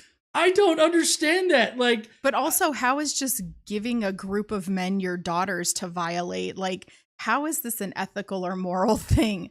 Like, well, he was protecting God's angels. What? By sacrificing his children? Sacrificing his children. Fucking idiot. Yeah. Okay. Thank you so much for all your commentary, hon. Oh, she's going to be coming back. Okay. We're almost at the end here. Children included. These nations were killing innocent children for their false god Molech. They were practicing bestiality. They were loaded with diseases. God had given them 500 years to repent, and they refused. I trust the supreme leader's decision to order them all executed. Now, why? I feel like he's talking about fucking Kim Jong-un when he says the supreme leader. The supreme leader is always right, no matter what. It's like, really, Kent? The supreme leader's always right, is he? Like, that's such cultish thinking right there. Don't even question it at all, what you're being told or taught. Just listen and believe and accept that the supreme leader is correct. Are you fucking kidding me? Yes, honey, that is some Heil Hitler shit. it's common sense that some problems should be solved when they're small enough to handle. If you don't, they may grow out of control. If they had solved the Canaanite problem when it was easy to handle, when they're walking into the land anyway, maybe it would have saved a whole bunch of deaths over the next 3,500 years. I sincerely doubt that. Like, I mean, does he not think that other people can move in? I mean, constantly throughout the Old Testament, you have other people from other areas of the world moving in and taking over the land. So I don't understand why he thinks that just eradicating those groups of people means that there wouldn't be other groups of people that don't believe in your bullshit. Don't we forcibly isolate people with infectious diseases today? Yeah, isolation unit. Is forced isolation with an infectious, is that a form of slavery? What? A form of slavery? Like, you're doing it for public health. It's not like you're being forced into a room and then made to work in the fields. God damn, Kent. Why do you have to draw lines between unconnected topics like this? Because I don't know how you're getting there, but it's like, why did you think that people being isolated with an infectious disease is a form of slavery? Oh, apparently. Also, people with infectious diseases in Israel had to go and stay outside of the camp for 7 days. You remember? So also, isolation for disease is not an unusual thing. Also, women who were on their time of the month would have to be separate from the rest of the tribe. Which is completely ridiculous. But yeah. I mean, that shit's not infectious. But like, yeah, so isolating for sickness is not an uncommon thing, and it's in the Bible too. So I don't understand, of course, so slavery, but that's a topic for, I guess, tomorrow, right? Tomorrow, yeah. Yes. Tomorrow it's a topic for tomorrow. Hold on. let me remind everybody real quick. I got the thing right here. Tomorrow we will be talking all about slavery with Dr. Josh Bowen as he presents his new class that he's going to be giving 4 different classes on biblical slavery and how the Old Testament endorses them. So y'all will be getting that great, juicy information tomorrow. I'm so excited. We're going to do it. Yeah, I know. It's going to be great. Mm-hmm. All right, let's finish out this video. What if the guy says, I want to get out? No, you can't. The extreme hypocrisy and stupidity of those who question God's command to kill all those infected for the good of humanity, then turn around and claim a woman can kill her unborn baby for any reason. It's mind-boggling. I'm sorry, Kent. You just spent the last, hour and 15 minutes making the argument that God can command people to kill infants and other children. Like, for one thing, the whole unborn baby part, most of the abortions that occur, they're not babies. Woo! I mean, that's KC's money. Woo, my money. You know Yeah. what? Bro Cephas has taken enough of his $5 at a time for this show for not even having been on it. And so I think we should just split his money equal. Are you trying to say that he just kind of shows up and doesn't really contribute to the show? Doesn't do any work or book any guests, and then he also chases guests away from the show with his shitty fucking attitude. Yeah. I don't know. Some people really, really like Bro Cephas. But so the majority of abortions that occur are abortions that are not like, aborting an unborn child. The later term abortions that Kent is portraying all this as only occur in hyper specific situations where it's either the life of the mother or like the child, or the child would not survive being born in the first place. And so it's just kind of a very hard situation. In fact, there was a recent situation in Texas where a woman was needed to undergo an abortion in order to save her life. She was in the middle. No, she was in the middle of a miscarriage. Oh, she was in the middle. Right. She was in the middle of a miscarriage, and she needed to have an abortion to save her life. I think it was an ectopic. Was this a condition where it was an ectopic? I don't know. I heard it from you. I can't remember what this exact case was, but anyway, whatever the fucking stupid ass law it is that they passed in Texas, the doctors could not terminate the pregnancy. Like, she was in the middle of going through the miscarriage, but it was ectopic, so it wasn't going to resolve itself. She needed to have it resolved, or else she was going to die. And they had to take her to Colorado. They had to take her to another state in a medical emergency in order for her to get the care she needed, so she would not die. Ain't nobody gonna be fighting over this $5. Something that is not even a viable. Mine. Something that's not even viable. Right. Not only is it not a person, it's never going to be a person. It doesn't even have the possibility of ever being a person. Right. And they were just the doctors did the right thing by letting her, making sure she got to another state. But she could have died on the way. 56 million. She could have died on the way. It's absolute horseshit. Right. I don't want to talk about that right now. Who's your buddy says Brocephus has a 50-50 split in perpetuity? Hey. 33% for everyone involved. Every single person, no matter what the number adds up to. There's about 7 of us, and we all get 33%. Yeah. I don't know. There's 220 people on watching. Everyone gets 33%. Everyone gets 33%.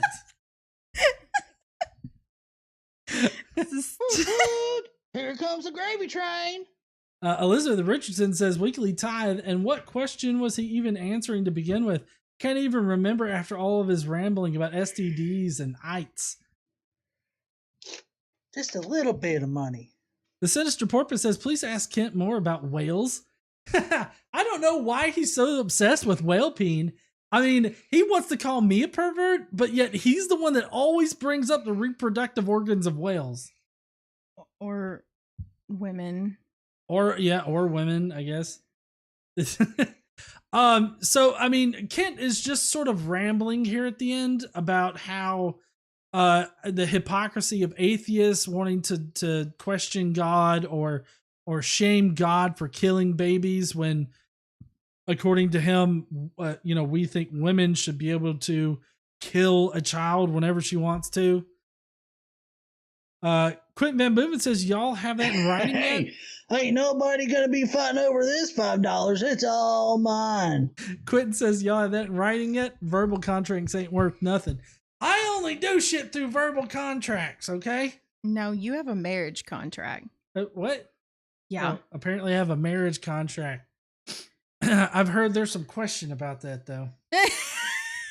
I have also heard dipshit. that we are not married. Yeah, I've heard that. This person just bought you a bear. Who's your buddy buying me a beer saying, gotta love that nuke school math? Failed nuke school math, by the way. I mean, I don't know. I took math at George Washington University, but that's just me. I mean, I took math, community college, but then I took it at a real university.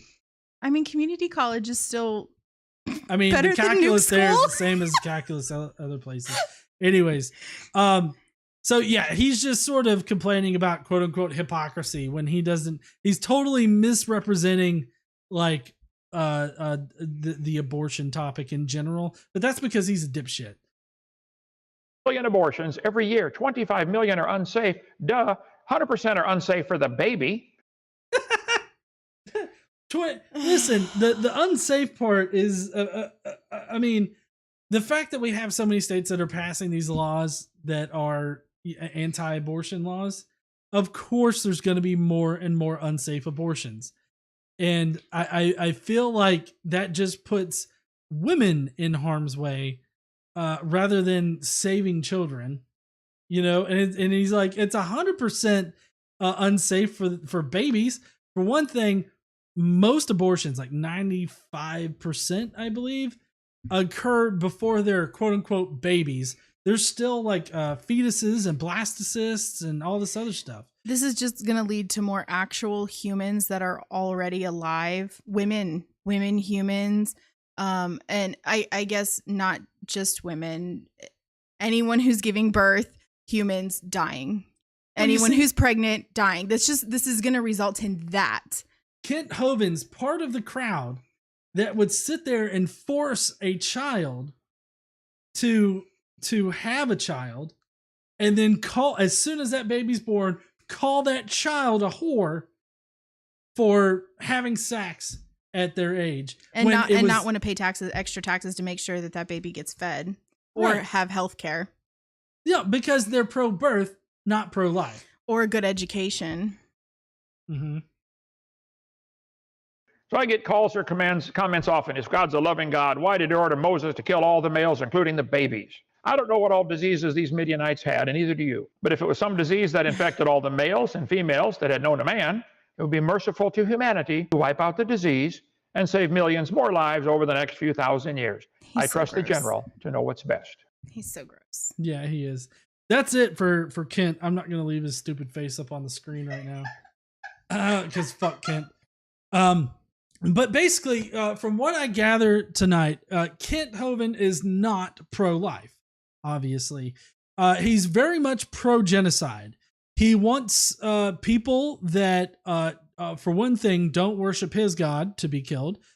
He wants people that are infected with any kind of disease to be killed. He wants people that, I guess, break his God's law to be killed. He also wants to, one, kill people that kill children, but not only that, but kill the children of the people that kill children.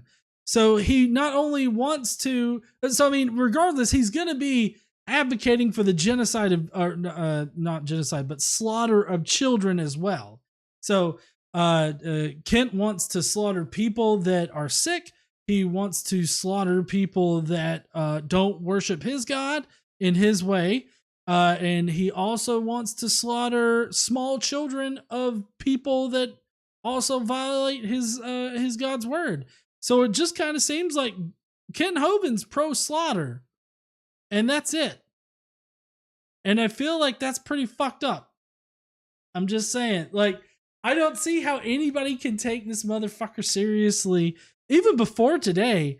But at this point, hey, ain't nobody gonna be fighting over this $5. It's all mine. At this point, I mean, Kent should be in every single instance called out for his pro slaughter stance, because I mean, it seems like he's putting his faith in his general or his supreme leader, which would be God, and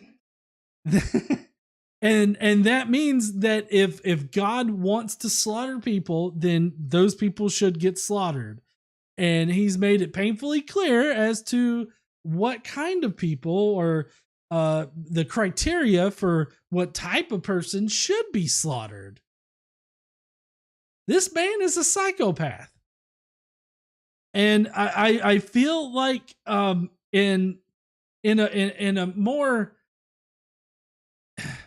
in a society based around Christianity, I feel like Kent Hovind would definitely be on the side of just wholesale slaughter everybody.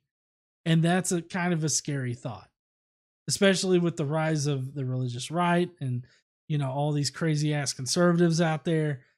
I wonder who's going to hear Kent Hovind and take it seriously. And I hope that videos like this would hopefully reach some people. I don't know. First, you got to get past me saying fuck a lot. So that's going to be it for the stream tonight. I really appreciate everybody stopping by. We're about to go into the Skeptic Mafia comments. If you don't know, part of the perks for being a mafioso in the Skeptic Mafia is that you get to view the video before we cover it on Fridays, and you get to leave a comment that I will read live on stream. So if you want to have that chance, please do sign up for the Skeptic Mafia, joining at the Mafioso tier, and you will be able to leave your own thoughts on the video tonight.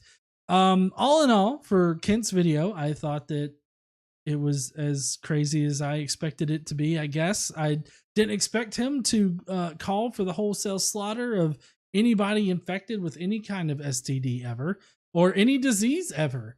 It kind of seems like he was going that direction. The apologetics that he provided are fucking weird as shit and crazy. And that's really all I've got to say about Kent Hovind in this respect. So hopefully we can get back to debunking his shitty evolution ideas and stay away from this that's definitely not YouTube friendly. Actually thinking about it right now, I need to go in and I need to send it off for review. Like, that's going to happen. This motherfucker's talking about slaughtering people, and there's no way we can monetize this. Anyways, we're going to be getting into the Skeptic Mafia comments. So if you're going to be leaving out right now, I really appreciate you stopping by, watching the live stream tonight. If you will, please leave a comment on this video before you leave out, and smash that like button and subscribe if you're not already subscribed. Don't forget to stand up and use your voice, and I will see you heathens later. But don't go, because we got the Skeptic Mafia comments to get to, and I'm sure that the Skeptic Mafia has a lot to say about this fucking weird-ass video tonight. I just got to get it pulled up real quick. I do like hearing about what everybody thinks, you know, about these videos, because I don't like to live in an echo chamber. I like to hear varying opinions and varying things. Looks like we got 15 comments to get through.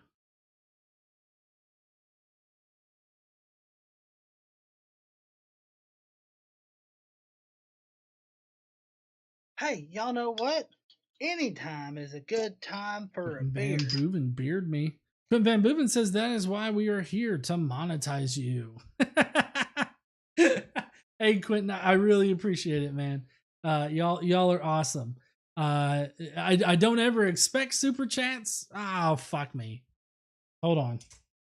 I don't ever expect super chats, but I'm always grateful for them.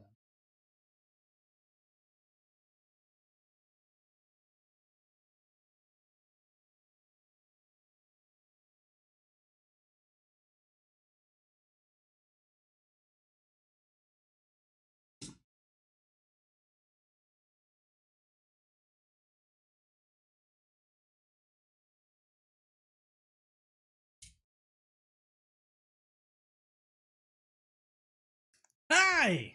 All right. Hey, ain't nobody gonna be fighting over this $5. It's all mine. Oh, we got the Gym Taker saying, I'll throw in some. Sorry I'm late. Oh, thank you so much there, Gym Taker. Appreciate you.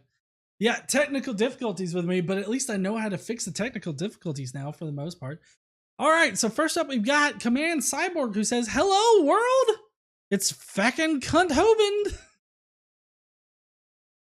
He perhaps could compete with me in the best Hawaiian shirt on a Friday thing. Perhaps I'd win for being less slimy. Definitely. Okay, who doctored Dr. Hovind? Godless, what the fuck? Okay, so the what the fuck emoticon. It's not that I doubt he actually said all of this crap, and I'll surely treat him as such. It's just all the same. It's just the all at the same time in this order part. There's glitches both in the video and sound. It's really tangible at my non-original listening speed. Anywho, why ever would anyone claiming to speak for Almighty God say spare the unspoiled little girls and slaughter everything else? I think nobody sane have to linger at that for long as being anything much. Then what would today be seen as some variant of graping purposes? Yeah, true. They might not all be Bronze Age goat herders because I knows better, but some sort of sick savages all the same. Moving on, eugenicizing. Oh, Herbie Hawkins subscribed to talk some shit. Eugenicizing is probably not the right word, but I think it brings my point. AIDS people at that point would have helped that much. Actually, it would have been stupid and cruel. Bad Hovind. Flip and go to jail, Kent. Big point is, it wouldn't have worked either.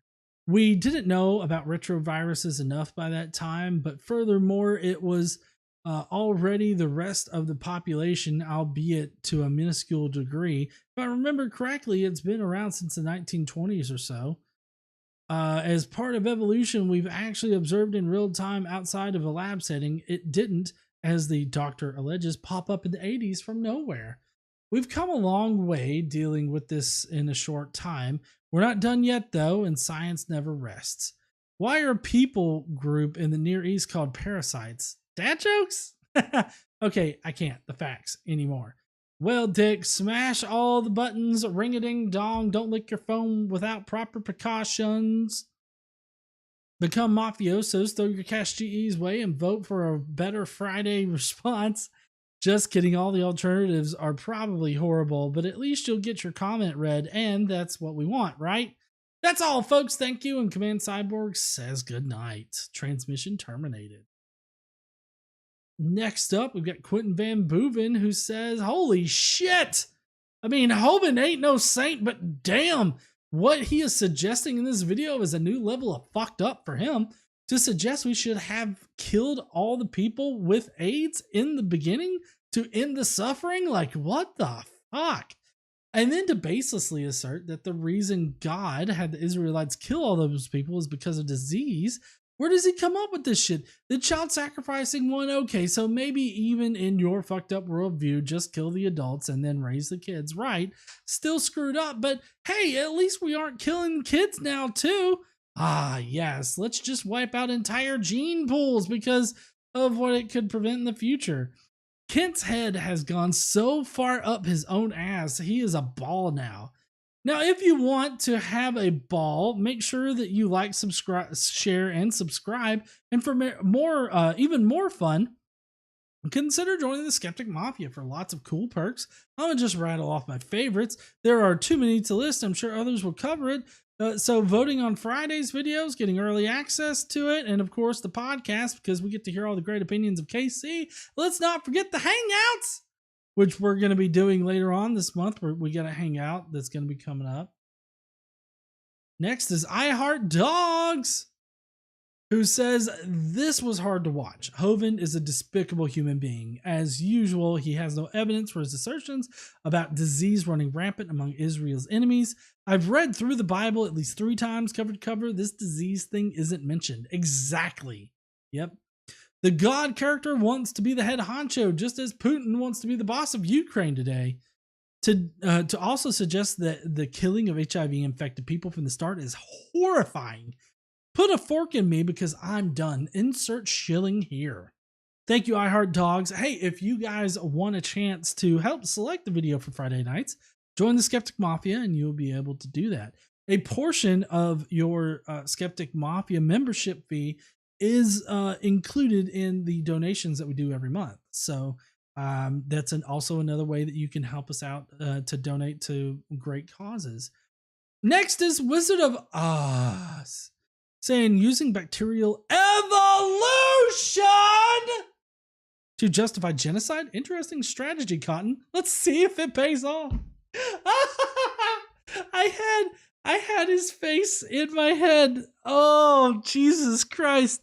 That's so great. Oh man, I love that meme. That meme is so fantastic. But yeah, that's that was kind of a weird way to justify genocide.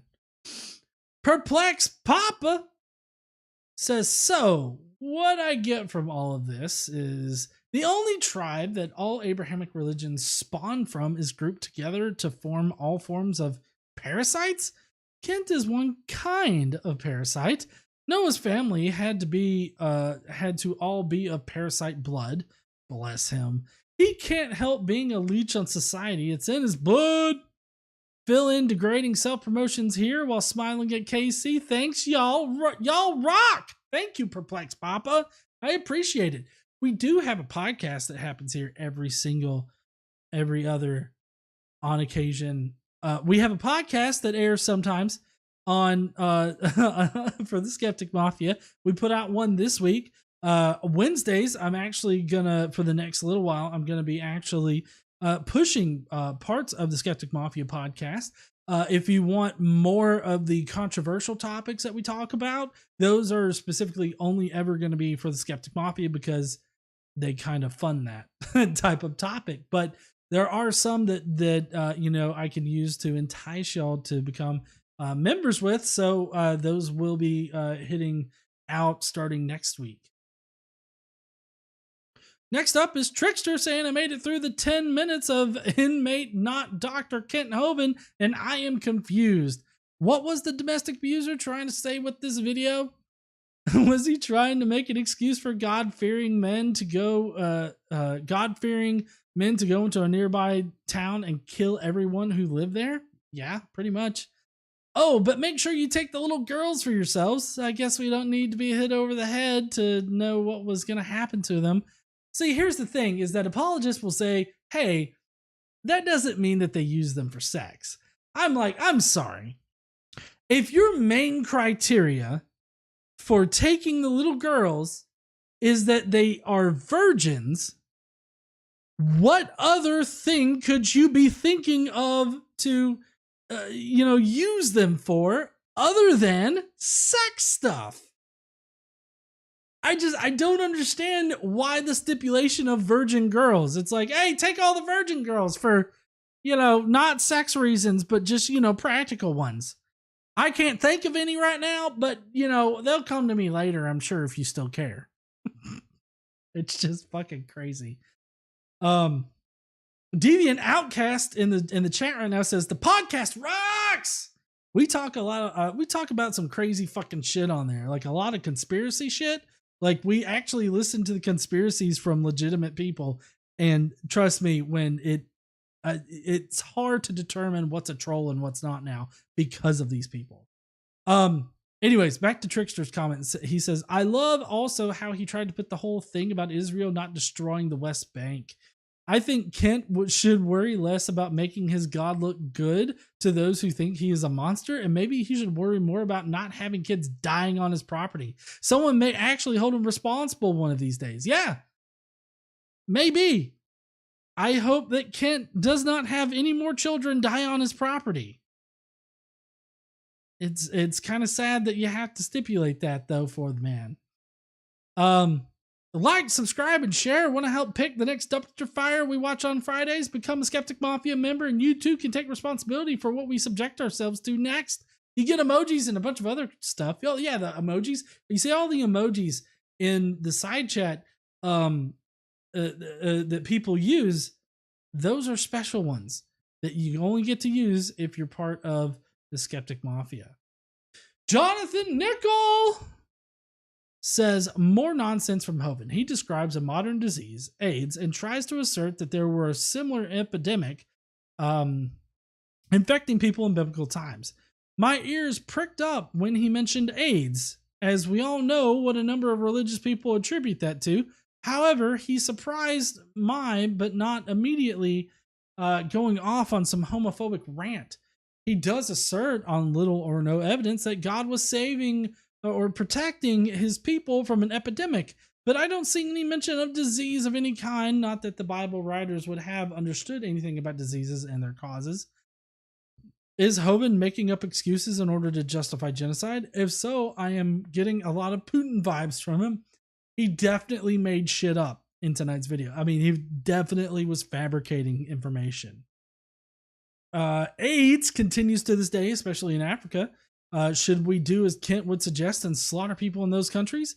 What of other modern diseases such as COVID-19, a global pandemic, much more prevalent than AIDS? Should we kill people who have or have been in contact with those who show COVID symptoms? Of course not. That would be barbaric.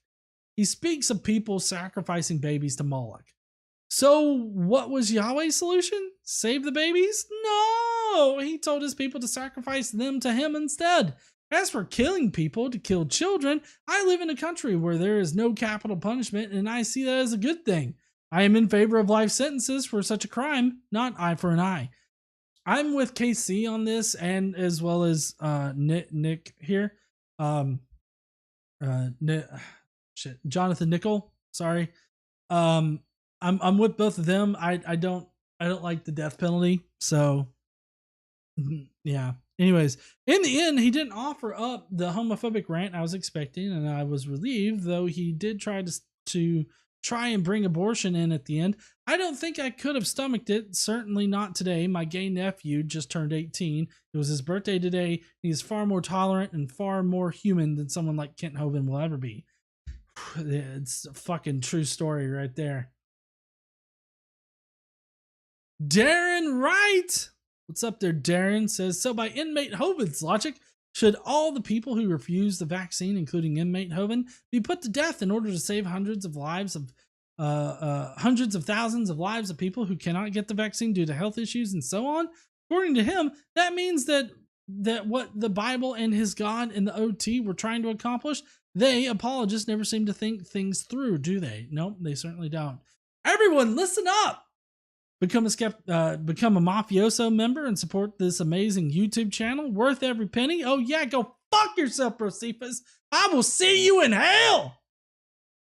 He's sleeping right now. I'll tell him later. I'll wake him up with your message there, Darren. Thank you so much. Jason Kolasik says, gee, imagine that. Murderers trying to justify their genocide? It's not like they left witnesses to dispute the claims, just virgin girls to torture. Jonathan Hanchek says, just wow, add BS here. GE stuff. And remember, KC is almost always right. Remember that, bro, Cephas. And then we got Terrence Clark, who says the only explanation that could address the problems with Numbers 31 would be to explain why God didn't order a genocide. It isn't okay to commit genocide for any reason today, and it wasn't then. There is no excuse. That said, in no case do we eradicate an entire population of humans, including the little ones, to stop a disease. Am I to understand Hovind thinks we should have killed everyone with AIDS in the 80s? Even for leprosy and Ebola? We didn't just kill patients. The rest of the stuff about murdering children, disease, and bestiality is simply not supported by the Bible, nor would that be an excuse to exterminate the entire population? They are literally murdering children to prevent murdering children. It's mind-boggling. I don't fucking understand it.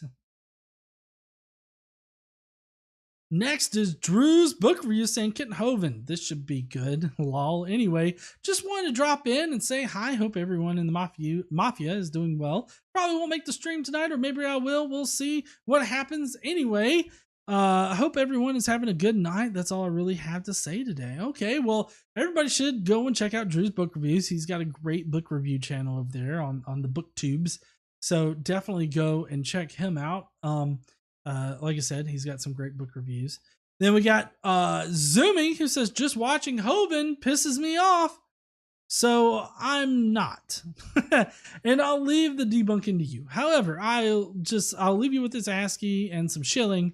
How's that? Does that work out? I wanted to see the cowboy video, but according to the song, you don't always get what you want.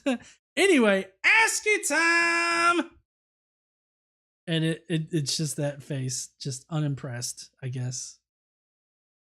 Maybe. I'm not sure. I don't know all the names of them, but I do recognize it. Anyways, because really, Kent Hovind is just a religious NPC. Oh, that's the NPC meme. Got it. Do you know who isn't an NPC? Godless engineer. Nice segue, eh? Hey! Anyway, go ahead and lick that like button, salivate all over the subscribe button, make sure you shove your tongue right in that bell, and make sure it says notify all, because YouTube sucks at notifying you unless you have that on, and just plaster your tongue over your entire phone. Clean your phone and then maybe do that. But I mean, honestly, clean your phone. Just, even if you're not going to do it, clean it. Just get a wipe. Wipe it down. Make sure you get it all the way up there in every crack. I said crack. So yeah, go ahead and join the Skeptic Mafia while you're at it. I'll let John explain all of that. Epic bonus ASCII tonight. Oh shit, another ASCII. Cause kill them all! Anyway, exit stage right. Thank you so much there, Zoomy. I really appreciate you. Anyways, let's get back to the main screen here. We didn't have any held for... Oh, wait. Shoot. We do have some that were held for review. Hold on. I need to get back over there to it.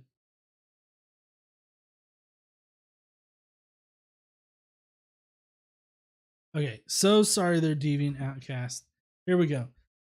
Yes, the good old Kent Eichmann apologetics defense. I know this one. Let's see. How does it go? Yes. Okay, it's like this. God is benevolent in nature towards his creation, just like Adolf Eichmann was benevolent towards the Jews in the 30s and mid-40s Europe, 32 to 45. You may know Adolf Eichmann as the architect of the Holocaust, but actually, since Eichmann's namesake and buddy boy Hitler planned and subsequently executed or attempted to execute the invasion of non-insignificant parts of Europe, and in doing so, an unsurpassed amount of Europeans were killed either as a direct consequence of the war or as a result of the circumstances created by the war. So it just goes to show you that the period of 1939 to 45 weren't a great time to be alive, as it meant a very real risk of either dying in a horrible way or being scarred physically or mentally for life, and or lost family and friends or parts of them. And once the fucking war was finally at an end, a large part of the continent had been laid flat in every aspect: infrastructure, economy, physical and mental health. Were it not for plastic and an uptick in newly invented household appliances following the war, people would have been left with nothing to hang on to. So naturally,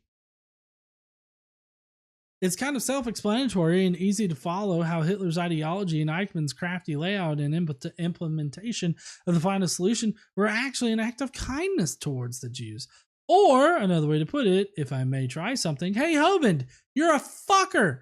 And the world would be better with less of you. So no, you're a complete fucker, and much worse, an abuser.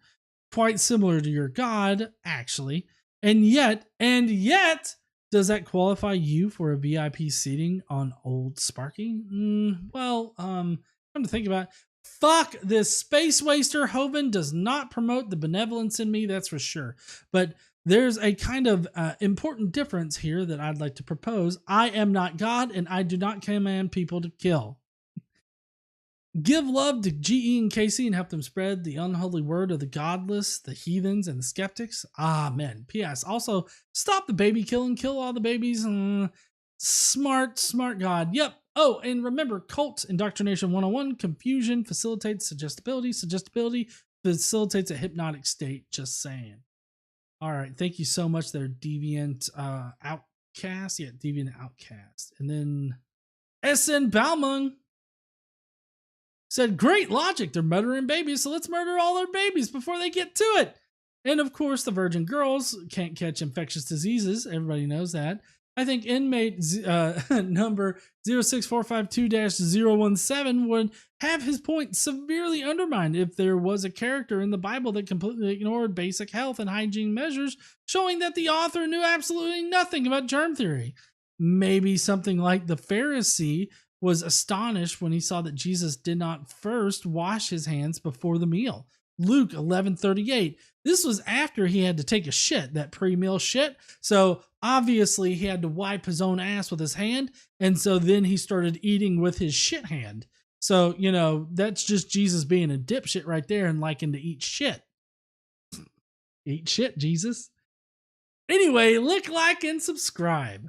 Thank you so much there, SN Balmung.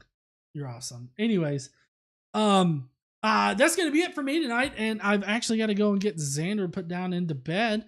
I appreciate everybody being here. You guys are all awesome. You're just fantabulous. Thank you so much for helping us donate to charities every single month. Just to let you guys know yet again, let's see, I don't have it on this particular screen. Just to let y'all guys know, again, tomorrow at 3 p.m. Central Time, we're going to be having Dr. Josh on to talk about his new course on whether or not the Old Testament endorsed slavery. He does have a book on the issue, but he will be giving us more in-depth information in a class form rather than just, you know, reading a book. So if you want to join us then, I'm going to have a lot of great questions to ask Dr. Josh, and we're just going to sort of talk about his new class. So I've got that tomorrow. Next week on Monday, we have I've got a video for Monday. Let me get back to my content real quick. It's I don't know if you guys remember that apologist Dax that we covered you know, his reasons for not being an atheist. Well, we're going to cover another reason. And then we're going to be talking about reasons for hope and how they debunked evolution next week as well.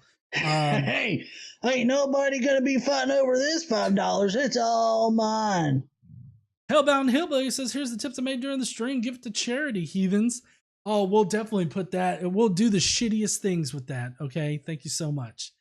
But anyways, so next week we've also got the Daily Bible podcast that'll be going out. Hopefully we can get a Skeptic Mafia podcast recorded as well. And we're going to be having a clip from the Skeptic Mafia podcast go out on Wednesdays. So we got a full week next week, and I will, guess I'll just see you heathens then. I'm going to spend the weekend playing Destiny 2, editing videos, and probably playing some Elden Ring because I am not very far into it. But anyways, that's going to be it for me tonight. I'm going to go get Xander to bed. Y'all have an awesome weekend. Have an awesome night. If you will, please comment on the video. That helps with the AI overlords. And smash that like button because that also helps with the AI overlords and their rule over every single channel on YouTube. And while you're doing all that, why don't you subscribe if you like tonight's video? If you're still watching right now and you're not subscribed, then consider subscribing. But we will see you heathens later. Don't forget to stand up, use your voice, and we'll see you guys on Monday. Bye, heathens.